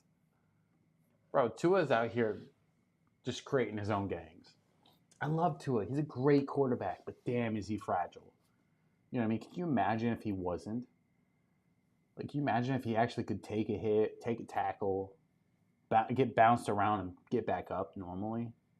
Bro, he'd be dangerous. Because part of his game gets thrown off because he knows if he gets hit, he's done. So it just makes him play a little scared. If you took that out of the equation, he'd be nasty, bro. Shooter McGavin says, top 3 comedy movies. I'm horrible at naming movies. I have no idea. My favorite movie is Interstellar, though. So, that's my favorite movie. St. Louis Cardinals, Blues, and Buffalo Bills. Artful, you've lost me. You've lost me. Buffalo Bills, get the fuck out of here. You know what sucks? It's like Miami fans are absolute dog water. I wish Miami, any of the teams, Marlins, Dolphins, Heat, Panthers, any of them, if they had the fan base that the Buffalo Bills had, I'd be okay. But we don't. Ricky C in the chat says, hola, or holla. Kyle says, basketball, the Army now. Shooter McGavin says, Interstellar is legit. It's my favorite movie, by far. I'll rewatch that one over and over again. I'm okay with it. Howard the Duck is the best movie ever, Lopez says. Get the fuck out of here. Howard the Duck. All right, top 3 whiskeys / bourbons. I will say they're forever changing, right? Top 3 right now for me, it's probably going to be the Russell's 15, right? I feel like that's definitely got to be up there. Let's pour this up next, but the Still Austin Tanger, I feel like that's up there. And then, I don't know, I'm probably going to go with the 13th Colony because it is a little bit harder to get. It is a double oak. It is higher proof. But I feel like it's different and more unique. But again, like you can be like, ooh, here's my most 3 expensive whiskeys. It's kind of the same thing. So just top 3 in general is fine, but top 3 for the price would totally be different. I say top 3 like when you include price and availability. I'm probably going to say like Pipe Dream 101 from Redwood Empire, Peerless Double Oaked, and I don't know, Old Granddad 114. Throw a budget in there. I don't know. We're just spitballing ideas. Ricky in the chat just says Fireball, nice, cheap, and spicy. You're crazy. Lopez says, when did you get that Tanger? Lopez, you got to come to the live streams, bud. If you want to be in the know, you got to be in the know. I was out here reviewing bourbon with broken ribs, bro, and you're out here missing it? What do you want me to do? Fill you in or something? You may have to go back and rewatch it. It was my last live stream last week. It is spectacular. The one thing that I like about this one, very similar to the Russell's 15. The Russell's 15, when you take a sip, I don't know how to describe it without sounding weird. It's like juicy, right? It has this like fruit punch, fruit basket style like juice that just kind of hits you. This one kind of has the same thing. It has like a little bit of everything, like fruit wise, and it kind of hits you all at once, like a fruit basket. Then it's a sexy bottle. It feels high quality. The cork, the neck of the bottle, all of it.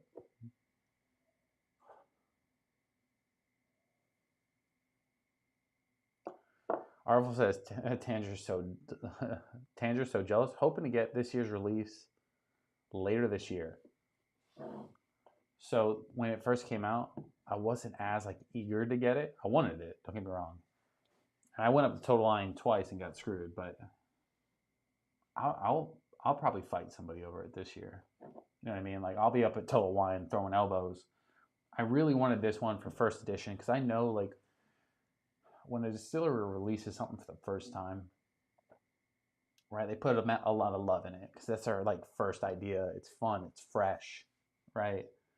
Their second release is going to go one of two ways. It's either going to be really great or they're going to mass produce it.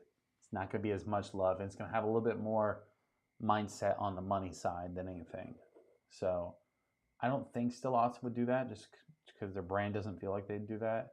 But you never know. That's why I just really wanted this first edition. Lopez says the Tanger is pretty damn good. Have you had it, Lopez? Shooter McGavin says, Angels Envy, Michter's 10-year. My favorites at the moment. Which Angels, though? That's the question. Luscious? Ricky, yeah, that could be the word of the day, luscious. Some luscious fruit.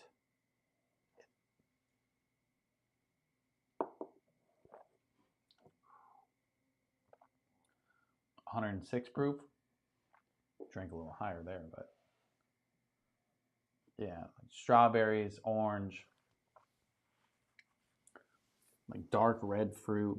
Man, it hits you with a little bit of everything on the fruit side. What's funny is like I didn't know this.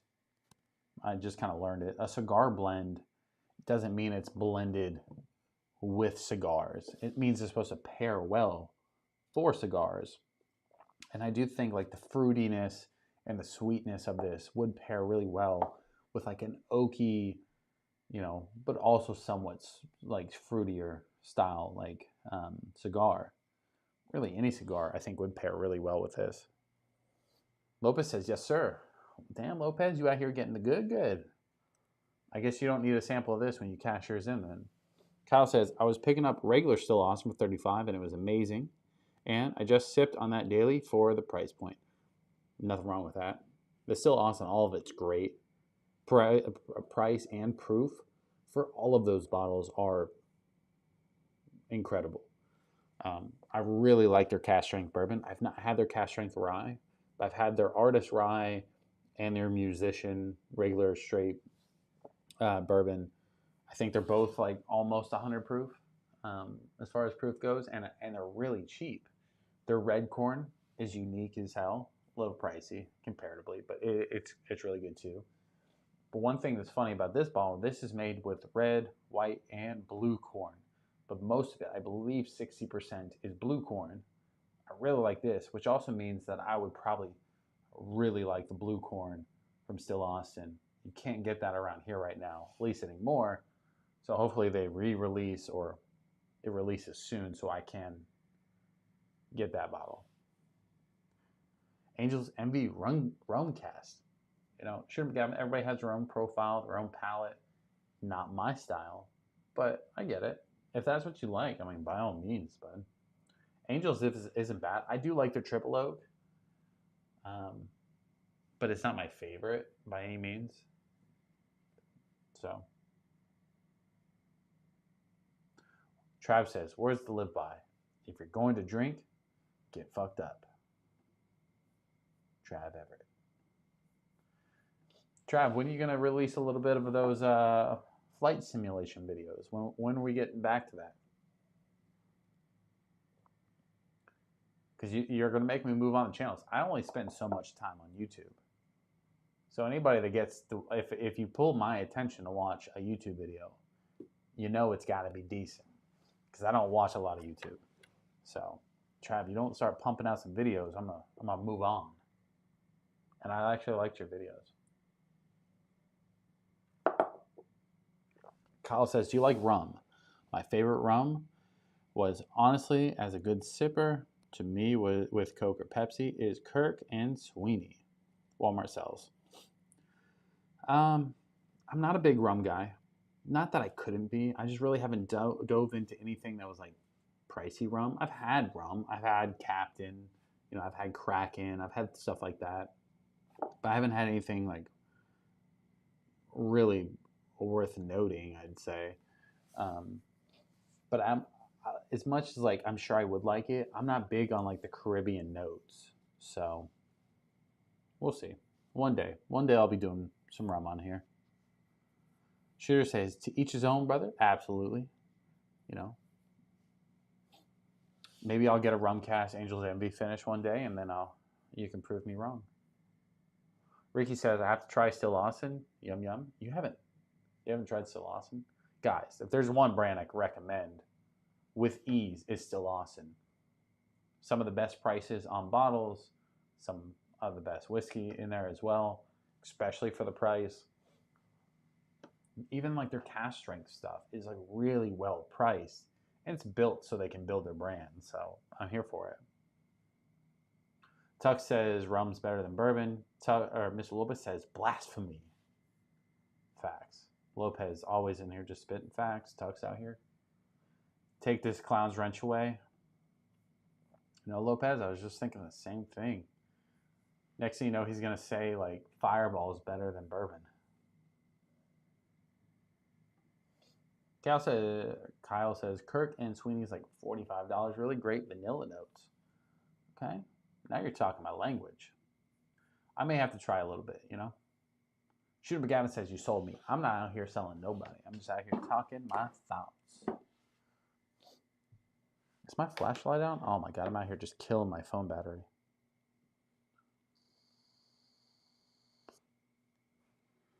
Guys, if you're in the chat, you haven't already, drop a like.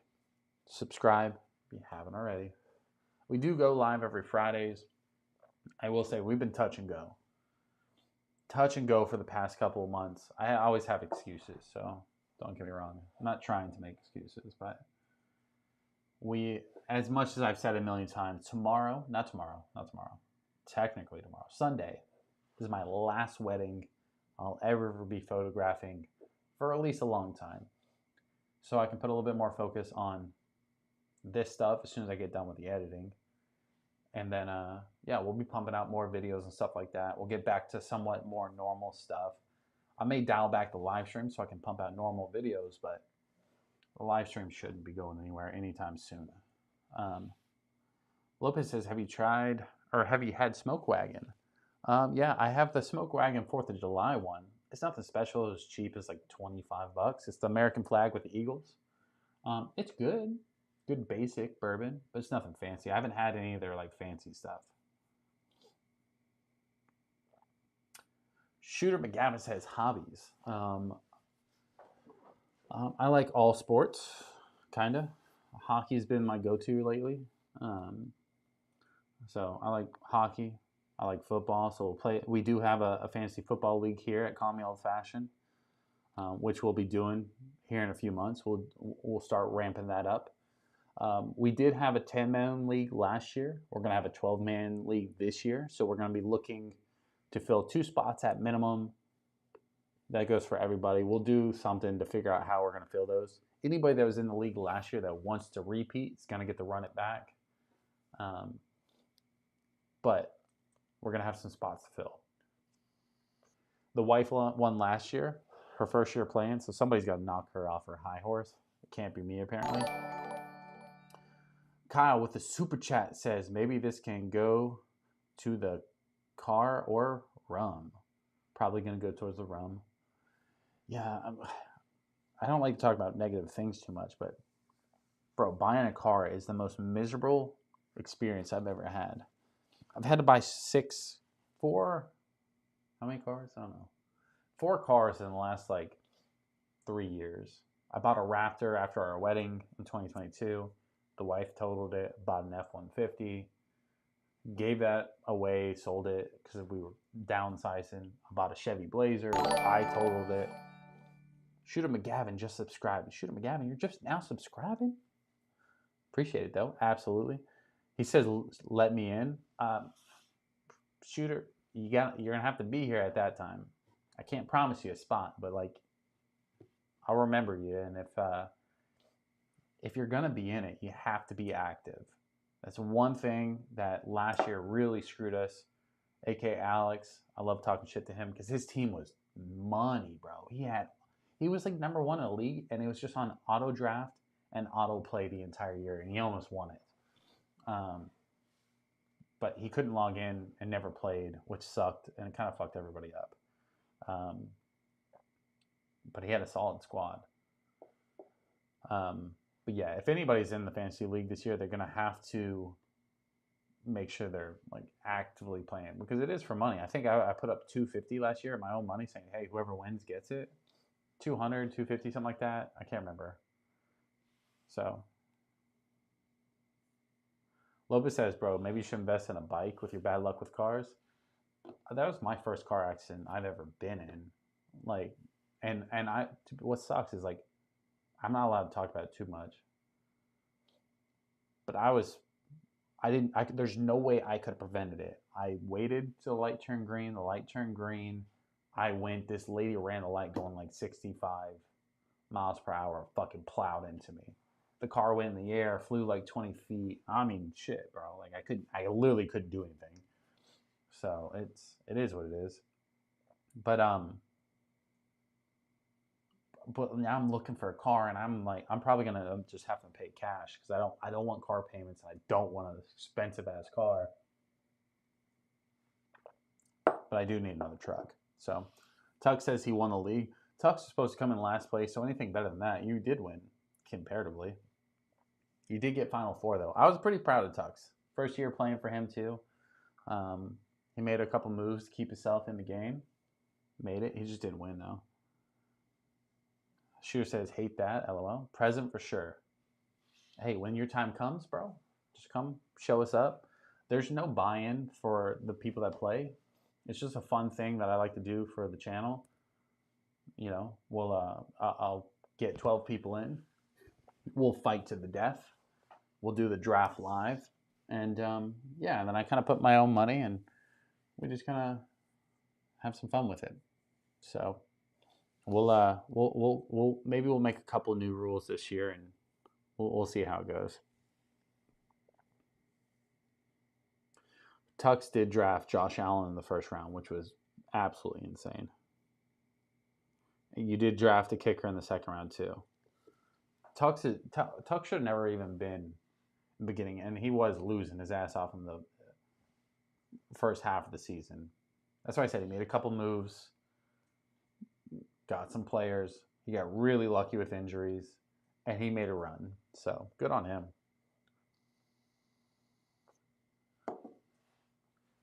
But next year I'm going to be prepared. I'm just saying.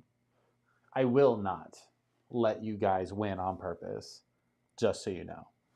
Like, if I win, I don't care if you guys were like, oh, he cheated because it's his league. I don't give a shit. I'll get my own ring and a trophy and everything. I do not want a 2002 GMC Sierra. That's funny, though.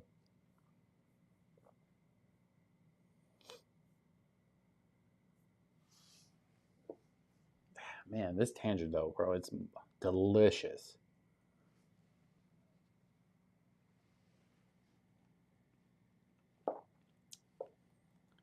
It just hits all the right spots, you know? It's different. It's unique. I do want one more pour, and I think I'm going to go with Jack Daniel's 10-year. Let me take this Woodford's off the shelf or off the table. Put a couple of this stuff away.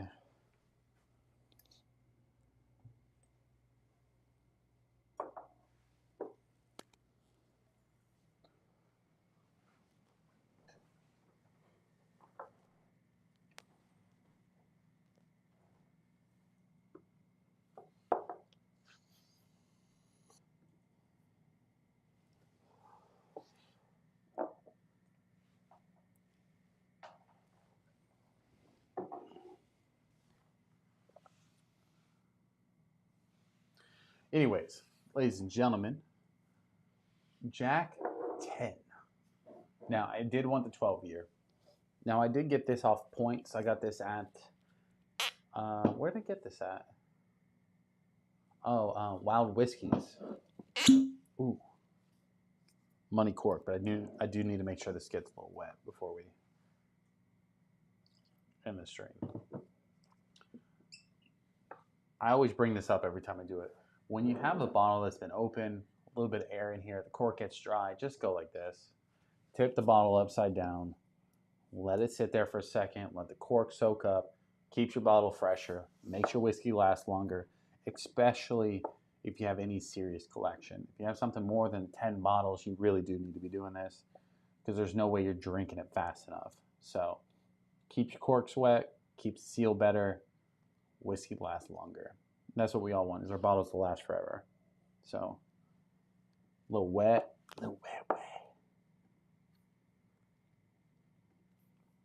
Anyways, so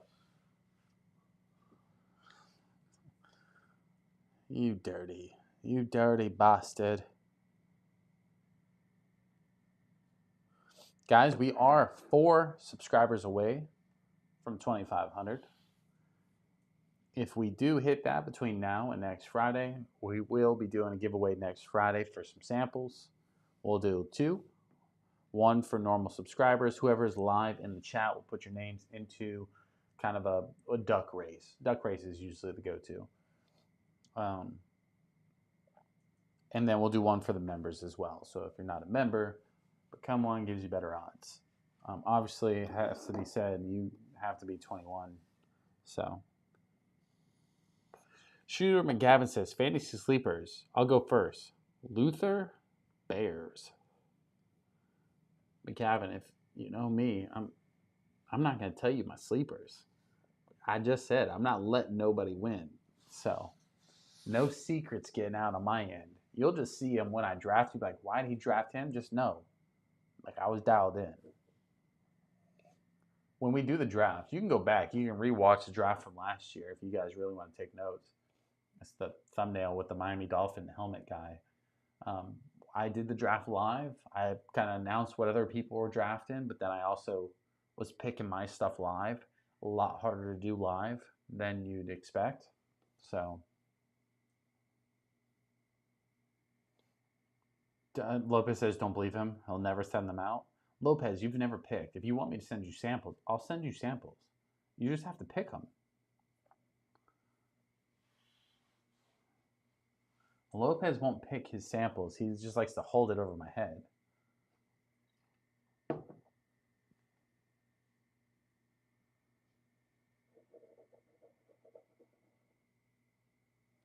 I typically do snake drafts.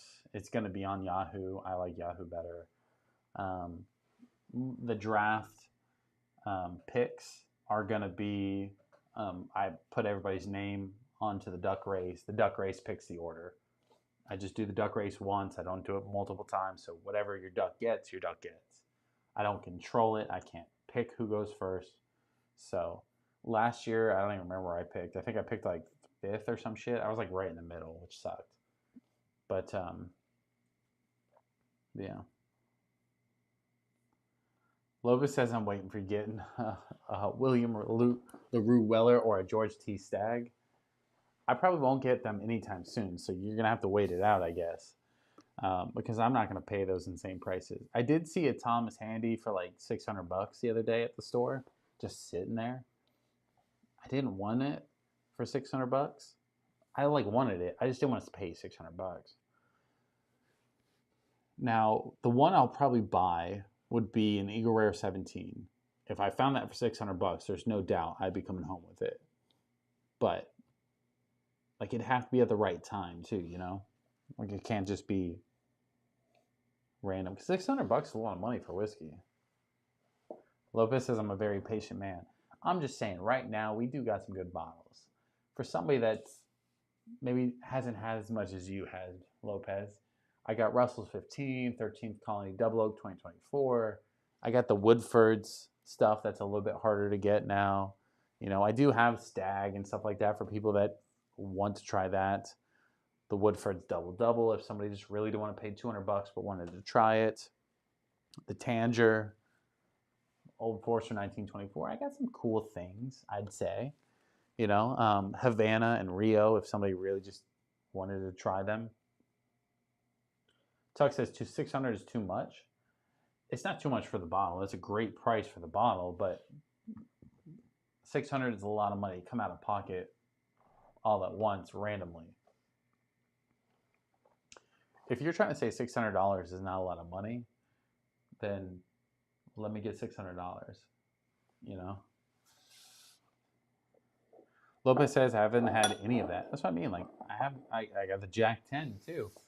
Some people may want to try some of the single barrels that I've talked about, like the Lucky 7 or the Nulu Double Oaked, you know, stuff like that. So to each his own. I don't care what they pick.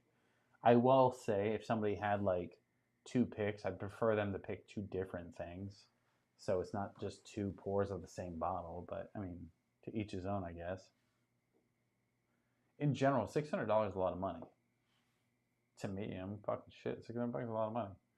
Lopez says, don't forget to smash the like button, folks, and subscribe. Lopez, as always, coming in clutch with a little wrench action.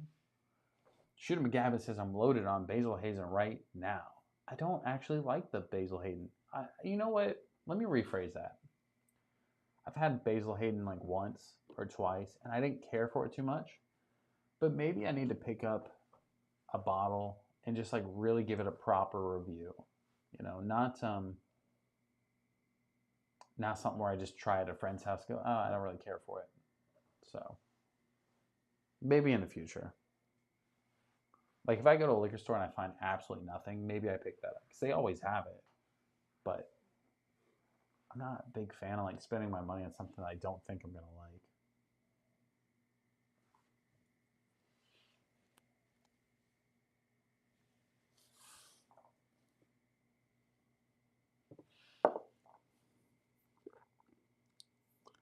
Lopez says real ranch. Tuck says, I will never own a bottle of Basil Hayden. Hey, I know it's not Penelope, but just to kind of circle back, that bottle of Hard Truth, it definitely has to be one of the best Indiana bourbons that I've had. Just so everybody knows. So definitely had a little bit more uniqueness to it than just standard shit that I've had. Lopez says, I feel like Basil Hayden is overpriced, subpar booze. I don't think it's like horrible. I do think it is a little pricey for what you're getting. But I haven't had a ton of it. I've only had like one bottle. So maybe like there is like one bottle out there that's just like absolutely insane. But I don't know enough about it to really speak on it. Shooter McGavin says, favorite bottom shelf whiskey, 21-year-old budget. So there's two bottles that I highly recommend. Lopez is retarded. He says Evan Williams Bottled and Bond. No. So I'm going to recommend Old Granddad 114. That one is really great for just straight up neat and in an old fashioned, in my opinion. Then you have Benchmark Full Proof at 125 proof. I believe it's under $25 most places. Old Granddad's like $25 most places. Benchmark Full Proof's better in a cocktail than neat to me, but that doesn't mean like most people won't like it neat. It depends on what you consider budget, because I would also say like Wild Turkey 101's great. Wild Turkey Rare Breed's great if you're looking in the 50 price range. Woodford's Double Oak is really great if you're in the $50 price range. Green River Full Proof is great for like a $40 price range. Still Austin Cast Strength is good at a $40 price range. Yeah, I mean, that's kind of where we're at. Oh, he also says regular Wild Turkey are pretty damn good. I agree with that part. And cheap. It's like, apparently I'm retarded. I don't care for Evan Williams Bottled and Bond. I've said that many times. It's not bad. But like a lot of arguments people have with me is like, Evan Williams Bottled and Bond is good for under $20. But I'd rather spend an extra $6 and get, Old Granddad or Benchmark Full Proof. To me, they're just better. But if you really just had a $20 bill and said, what can I get? I guess Evan Williams wouldn't be horrible. I just don't, the one thing that I'm pretty honest about is like, there's a lot of people out here that's going to be preaching these budget bottles are just as good as the expensive ones. They're not. There is price brackets for a reason. Evan Williams Bottled and Bond is $20 or less for a reason. So a lot of people hype it up because it's a good budget bottle. But that's just because it's really cheap, So I don't know.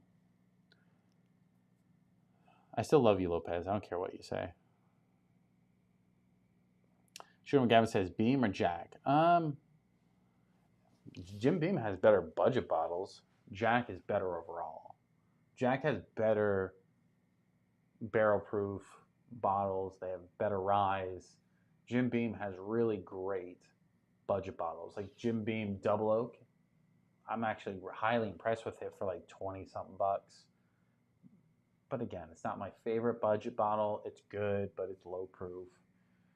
Their Jim Beam Black 7 years, like 90 proof, again, good, $20 or so. The Winter Reserve was kind of festive, cheap, so I'm here for it. Lopez says $40 is not bottom shelf. I mean, I agree with that statement. But everybody has their own version of a budget bottle. To me, it's probably $35 and less is budget, but sometimes people say under 50.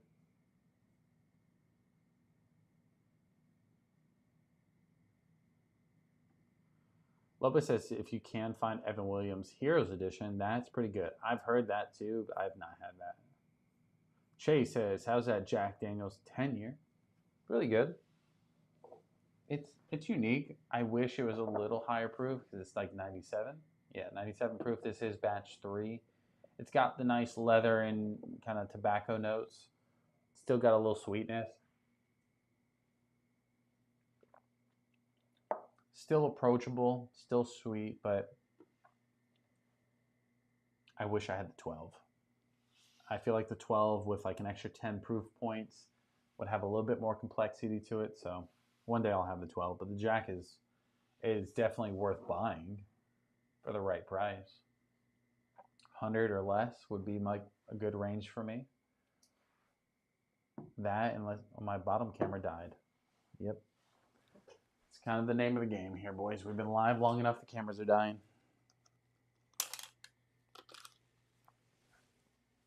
We'll sit down in the thinking chair and think. Is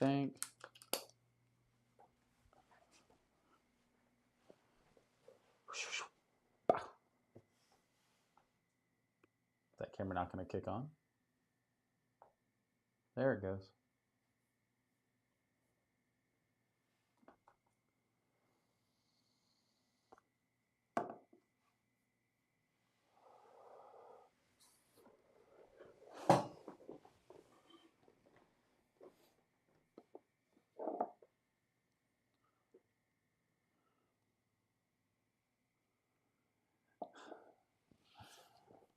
Shooter McGavin says, all right, let me rephrase the question. You have $25 to your name.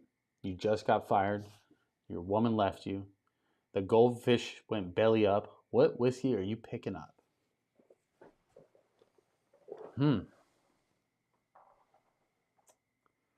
With all that being said, for me, personally, I'm probably going to go Old Granddad 114. And the reason being is because I really do like it neat, and I do like it in an old fashioned. The proof is high enough that I can get pretty hammered without drinking the full bottle, right? So I think I get a couple days out of it.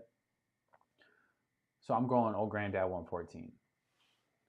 Now, any given day, I could also swap it to the Buffalo Trace Benchmark 125 proof, the full proof version. But the main thing I would use that for is for cocktails. I would use it for an old fashioned. So if I was really just heavy on old fashions that day, that's what I'd probably go with. But Old Granddad's more versatile, in my opinion. Tuck says, not the goldfish. I know, right? Bro, buddy out here castrating the goldfish just for a question. Where are you from, brother? I am from Jacksonville, Florida.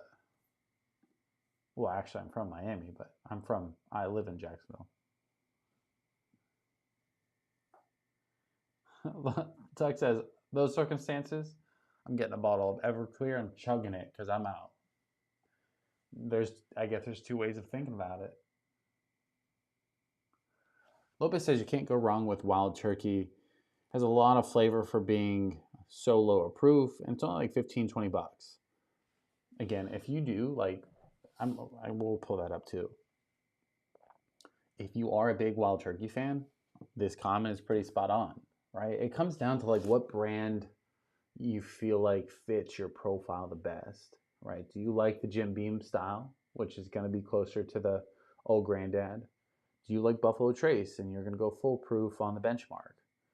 Do you like Wild Turkey and say, hey, Wild Turkey 101, regular Wild Turkey, does that fit your profile better? Because also, if all that shit's going on, you want something you enjoy, not just to get you hammered. I like all of them, but I think my profile says the Jim Beam neat and the old fashioned, the Old Granddad just fits better with me. The only reason the Buffalo Trace doesn't is because the Benchmark to me does have like a medicinal cherry note. It's subtle, but when you're drinking it neat, it shows. So Lopez says, or even some Benchmark juice, just not the Benchmark 8. That's shit. I've heard that too. He doesn't like Jim Beam much. That's what I'm saying. It's all preference stuff, right? The benchmark full proof is great for 25 bucks. I got mine less than that. I got it for like 22, I think. I think that was like a pricing error, but it is great. It makes a really good old fashioned though. Really good old fashioned. So the old granddad though. I'll say I like the old fashioned better on the benchmark full proof than the granddad, but I like the old granddad neat better than I like the benchmark neat. So that's again why I'm going with the old granddad.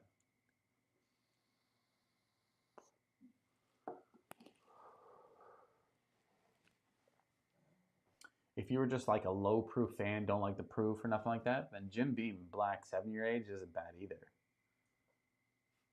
Or benchmark bonded.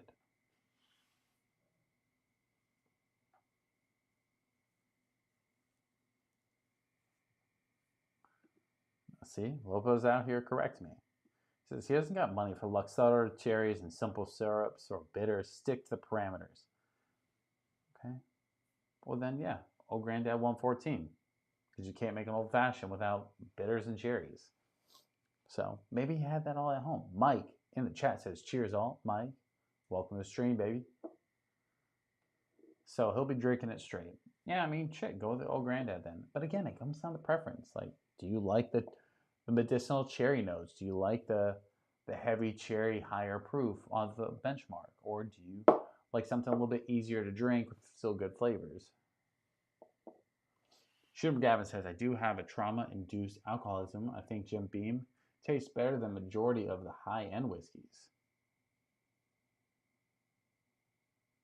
Oh, wait.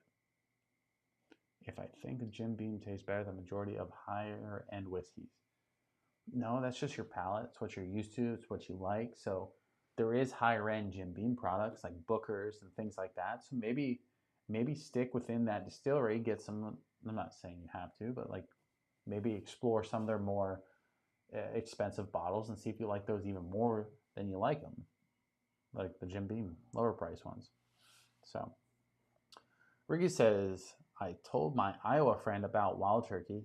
He looked down on it like it was cheap, lower class men's bourbon, but I hear so many good things about it. He's on the wealthier side, but still, you know, again, I always preference this with I do not want to be the guy that's out here selling you low proof alcohol or budget alcohol like it's just as good as the expensive alcohol. I think price points are there for a reason, within reason.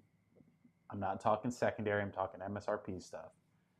It's there for a reason. A $20 bottle is not going to be as good as an $80 bottle MSRP wise. There's got to be a reason why that bottle costs more. There is going to be one-offs, right? And there is also going to be preference. But for somebody to say regular Wild Turkey isn't good, tell them to shut up. It's good. Best Rogurt you ever had? Rocket you ever had? Best rocket I ever had? I don't know what you mean.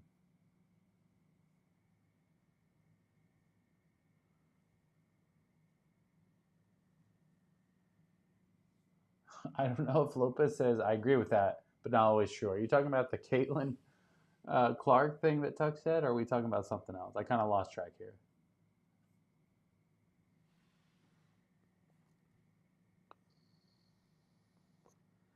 Guys, if you're just tuning in, welcome to the stream. Happy Friday, or now happy Saturday. Hopefully you had a good work week. Hopefully you're able to have a nice drink or a cocktail or a pour. And now you're ready to kick back, relax. Make sure you like the stream, subscribe if you haven't already. And as always, drink on, baby.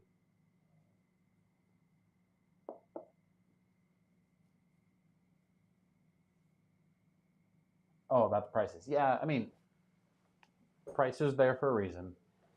But when you start getting to the more expensive stuff, you have like people have better arguments being like, hey, like that $200 whiskey is just as good as a $100 whiskey. Facts, right? There's a reason, but Seltzer in the chat says, Happy Friday. Friday. Dun, dun, dun, dun.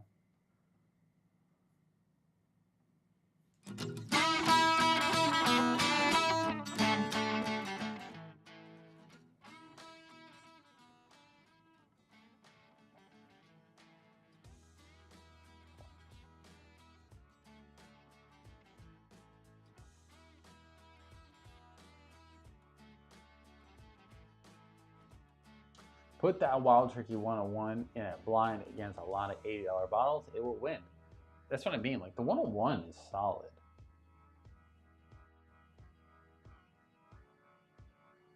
I'll smoke a fatty. Clark is literally the only reason I watch a WNBA. Okay.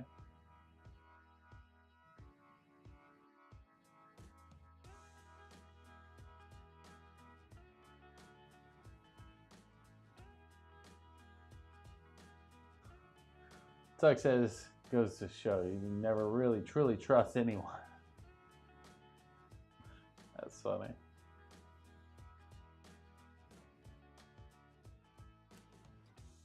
I would love another old fashioned. I just don't have. I do have ice actually.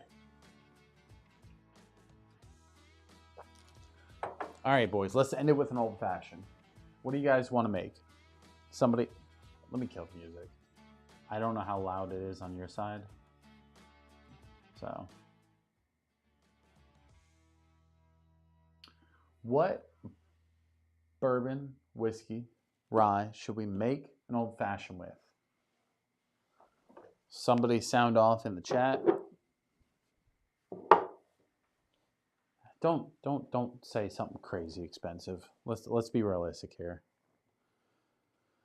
One of my favorite go-to old fashions right now, like I know this is preference stuff, right? But the New Rift 8-year bourbon has been a really good old fashioned. Tux says Russell's 15 old fashioned. Tux, come on, bro. I made a stag old fashioned the other night. Lopez in here respects the people. He says, I'm down for a budgie old fashioned. Oh, bougie old fashioned. Fuck. Lopez, my bad. I'm taking your comment off here.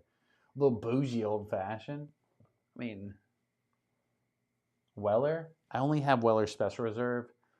And to be honest, like, I don't like telling the story a million times, but I have about this much. This bottle is also, weirdly enough, it's not special in taste, but it is my special pour bottle. I drink it every time my kid does something really cool, right? So I don't know. It's just something I have going on. That's like more of a me bottle now at this point. Okay, Lopez, you choose. Lopez, everybody else can not have a say. But Lopez, you tell me what bourbon we're making the old fashioned with. I'll pour it up. I don't care what it is. I'll pour whatever you say next. Tuck says, hee, Michael Jackson. Seltzer says, I've never had an old fashioned. Bro, what are we doing? What happened? You need to try one eventually. I don't even know where to begin with you. He says stag. I can make a stag old fashioned.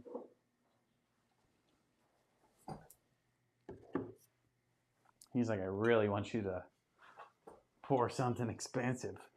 No, I'd say stag is kind of middle ground. I think that's a fair request.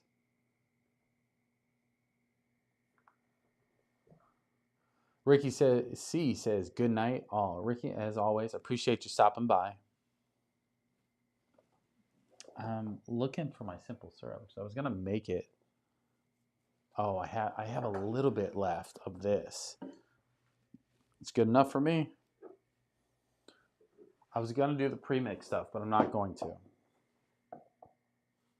Lopez says no. What do you mean no? Tanger instead, Lopez. Do you really want me to make it with the Tanger?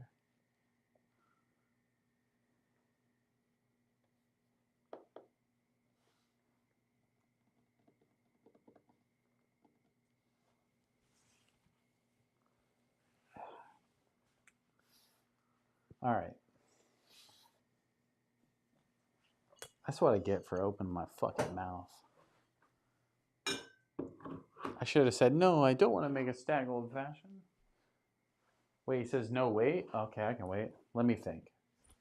Lopez, you think all you want. Mike says chocolate cherry old fashioned. Mike, I don't know if you know, but that's kind of like my specialty. He says Sazerac rye, 4 dashes of cherry bitters, half ounce of simple syrup, 3 dashes of Aztec chocolate bitters. Mike, I'm gonna give you a little tip. I don't have the link, but I do make a pretty good chocolate covered cherry old fashioned. I don't know it off the top of my head though.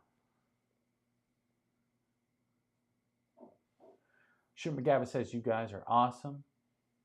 Happy I stumbled across you. Got a fan for the future. Appreciate it, Shooter McGavin. We like to have fun. I like to do the professional stuff to begin with, give a little review, open a new bottle, give you my initial thoughts. But then I like to kind of hang out with you guys, have some drinks. Lopez, I need you to pick a bottle, bro. Stop messing with me.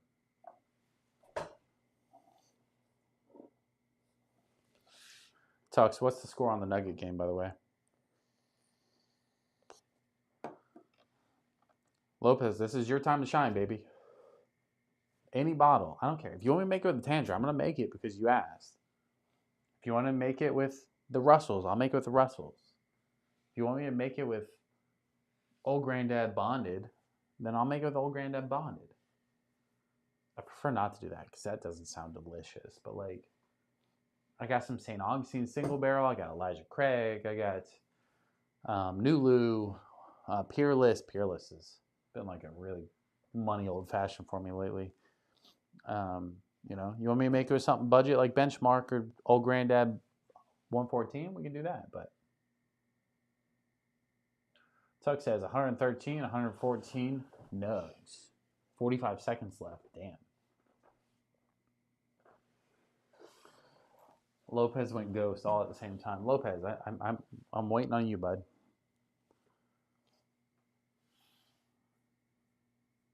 It was your time. Peerless. Harris in the chat says Friday night for the boys. Do you really want to make it the Peerless? I'll make it with the Peerless.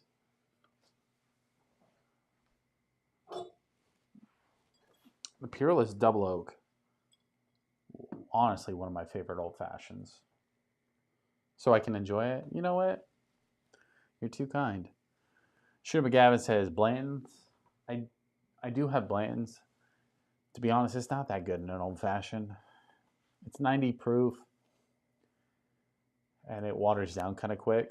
That and like it doesn't like it feels like I'm like shitting on Blanton's. It's good, it's sweet, but it doesn't have enough to like really make it like a good old fashioned. It's good if you drink it super quick, but it's just not I don't know how to explain it. It's just not good enough. Like if that makes sense. So Lopez. So I enjoy it. You know what? I don't care what Tuck says about you. I think you're okay. Yeah, but Lopez does say, "Shooter, don't waste your money on Blanton's." I agree. If you can get it for MSRP, $60, $70, $80, like it's okay to buy, for sure.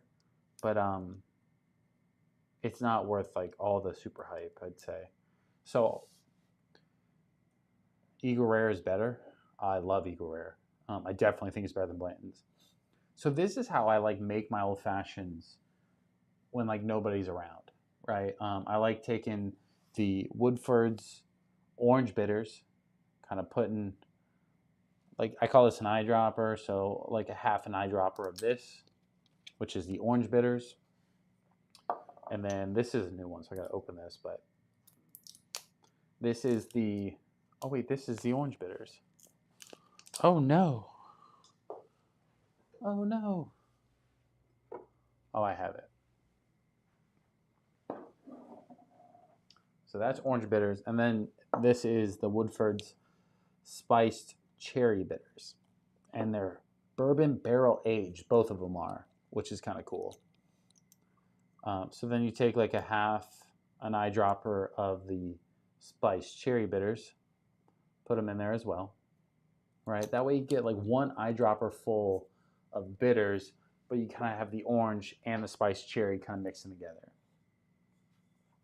You can make your own simple syrup. I don't most of the time. I just use simple syrup. Like it doesn't Doesn't really matter to me.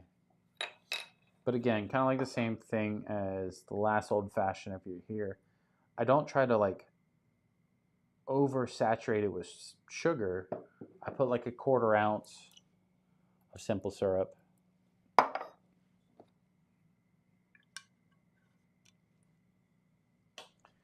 And then I'm going to put 2 to 2.5 ounces of bourbon.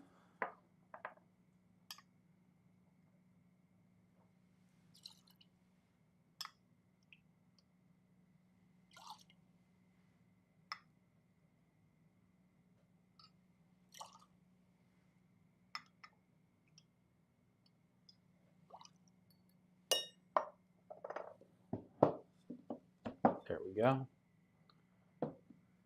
Now, typically as well, when it comes to old fashions, doesn't matter. For me personally, I like getting at least one cherry, right? And anything that's above 100 proof, weirdly enough, I take just a little bit, not even a full spoonful. I don't know if you can see, it's like a couple drops of the cherry syrup. Pour it in there, give it a little mix. I know it makes it sweeter. It's just kind of my thing, you know? I just like it this way. Give it a mix. And then typically you'd add your 1 ice cube.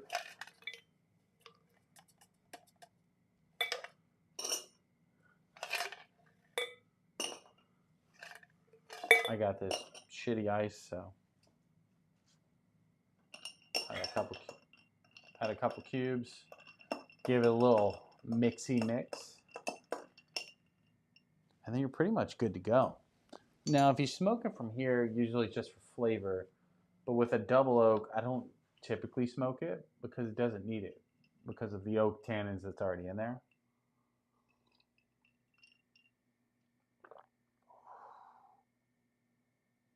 Yeah, that hits the spot. It's been a while since I've made an old fashioned with the bitters and simple syrup. That's fucking delicious.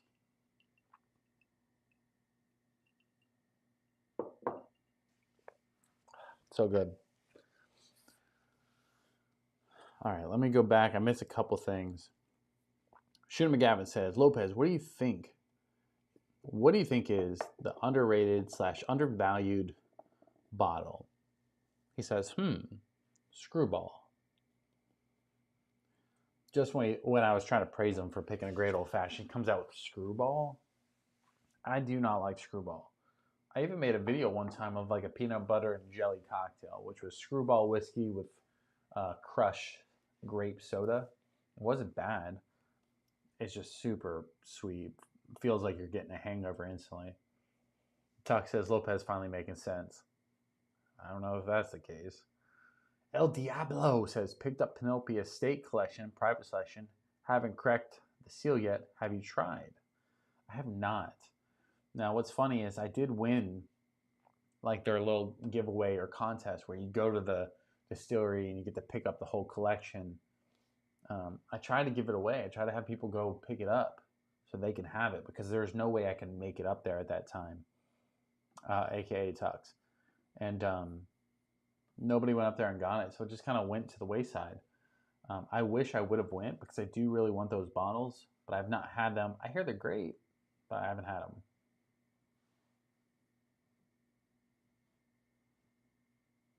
Jim McGavin says, poetry in motion. Amos says, mellow corn, cheap but delicious. I mean, to be honest, I do not remember the last time I had mellow corn for real.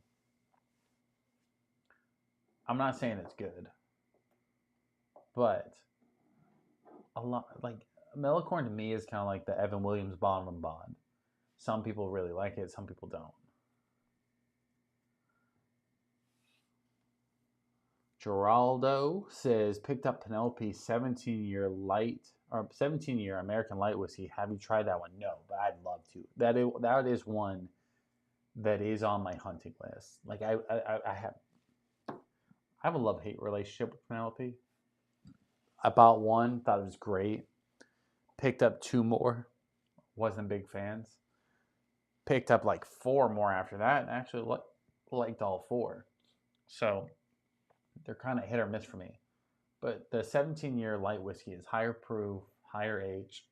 I understand it's light whiskey, but I feel like it may fit like my kind of profile. Goddamn ribs. Bless you. No, the 17 year is on my list. Same thing with the 15. Like, I want both of them, but I don't think I'm gonna find them anytime soon.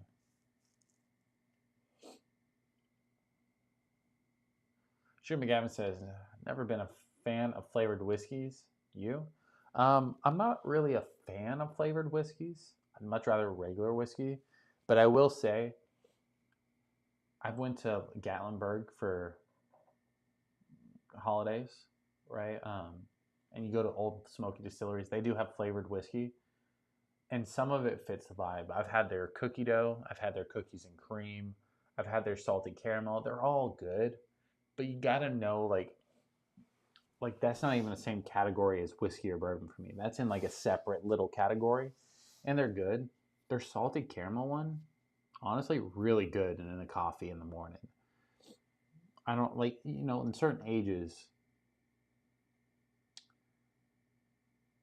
like a vacation is like a drinking festival. Right? You wake up, get a little buzzy going, start the day, have some fun, right? And back then, before I had a kid, like we wake up, we get hammered, then go have fun, do something stupid. Back then, we used to put salted caramel flavored whiskey in our coffee to start the day. So that's where we were. Everybody's saying bless you. I appreciate it, guys. Don't stop. It's not like I had to tell you.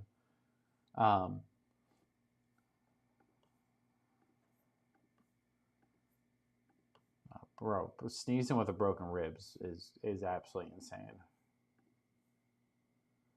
Draw says, I have a spare bottle. Okay, I see you. Is it full? Mike says, most underrated bottle is a 1783 Hero bottle, $25 ish. Can't beat it. You're not the first person to say that tonight. A lot of people say that bottle is really good. Miss Tucker says, hey there. Hey, Miss Tucker. Everybody's saying, hey, how much did you get that ALW? I missed a lot of comments. My bad.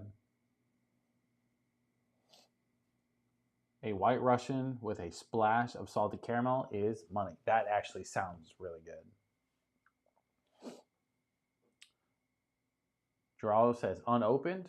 Now we're talking, baby. What's up?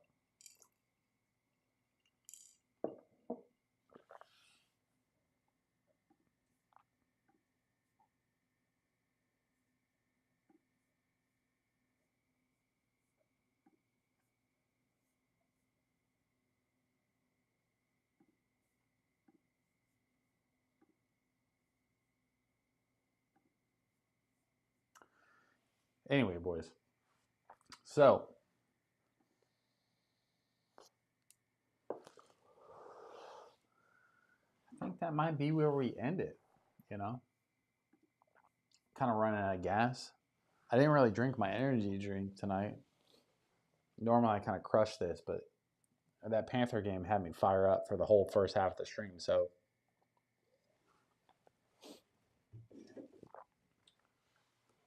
I think what we're going to do is probably end it here. And then, next week. What's next week? Let me take a look at the calendar. Next week, 16th, we'll be live.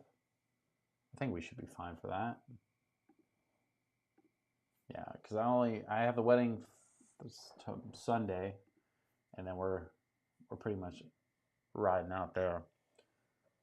Shooter says, I need some salted caramel whiskey for tomorrow. Sounds money in a coffee. It is. Like, if you're a coffee drinker, you don't need the cream. I mean, cream, a little salted caramel cold brew action from like Starbucks mixed with the salted caramel from Old Smokies. Some coffee is actually really good. Picked up some Publix Stag Junior barrel pick. I know Stag Junior came in Publix. I didn't know Stag Junior came in public store picks. To be honest, like a lot of places have been getting store picks of Stag lately. If you are you in Florida, bud? Because the Florida around me, Jesus Christ, around me, there's been a bunch of stores that got Stag store picks. I'm in Jacksonville, Florida. Tuck says, out of gas, stop at Taco Bell. Oh man, I could go for a good quesadilla right now. Shoot McGavin says, it's been a pleasure, bro. As always, Shoot McGavin. It's been a pleasure. Yes, as always, guys. Orlando. See, you're close enough that you're feeling the effects. Winn-Dixie as well has been pretty good for Stag and Buffalo Trace products, Publix, and some random stores have been getting picks.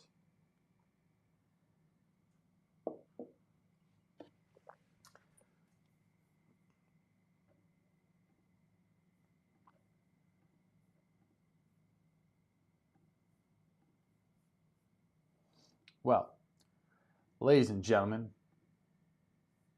we do go live every Friday at 9 p.m. Eastern Time. Sometimes we're late. That's just what it is. That's my fault. Tonight we were late. But I didn't say, like, going live later, I feel like more people were here earlier, which maybe we need to discuss moving the time back an hour. That's for a future conversation. We'll put up a poll. You guys can vote on there or something. So, ladies and gentlemen, if you haven't already, oh, my camera died. What perfect timing. So you get to talk to my hand for the last couple minutes. Ladies and gentlemen, if you haven't already, like, subscribe, do all of that jazz. And as always, I will see you on the other side.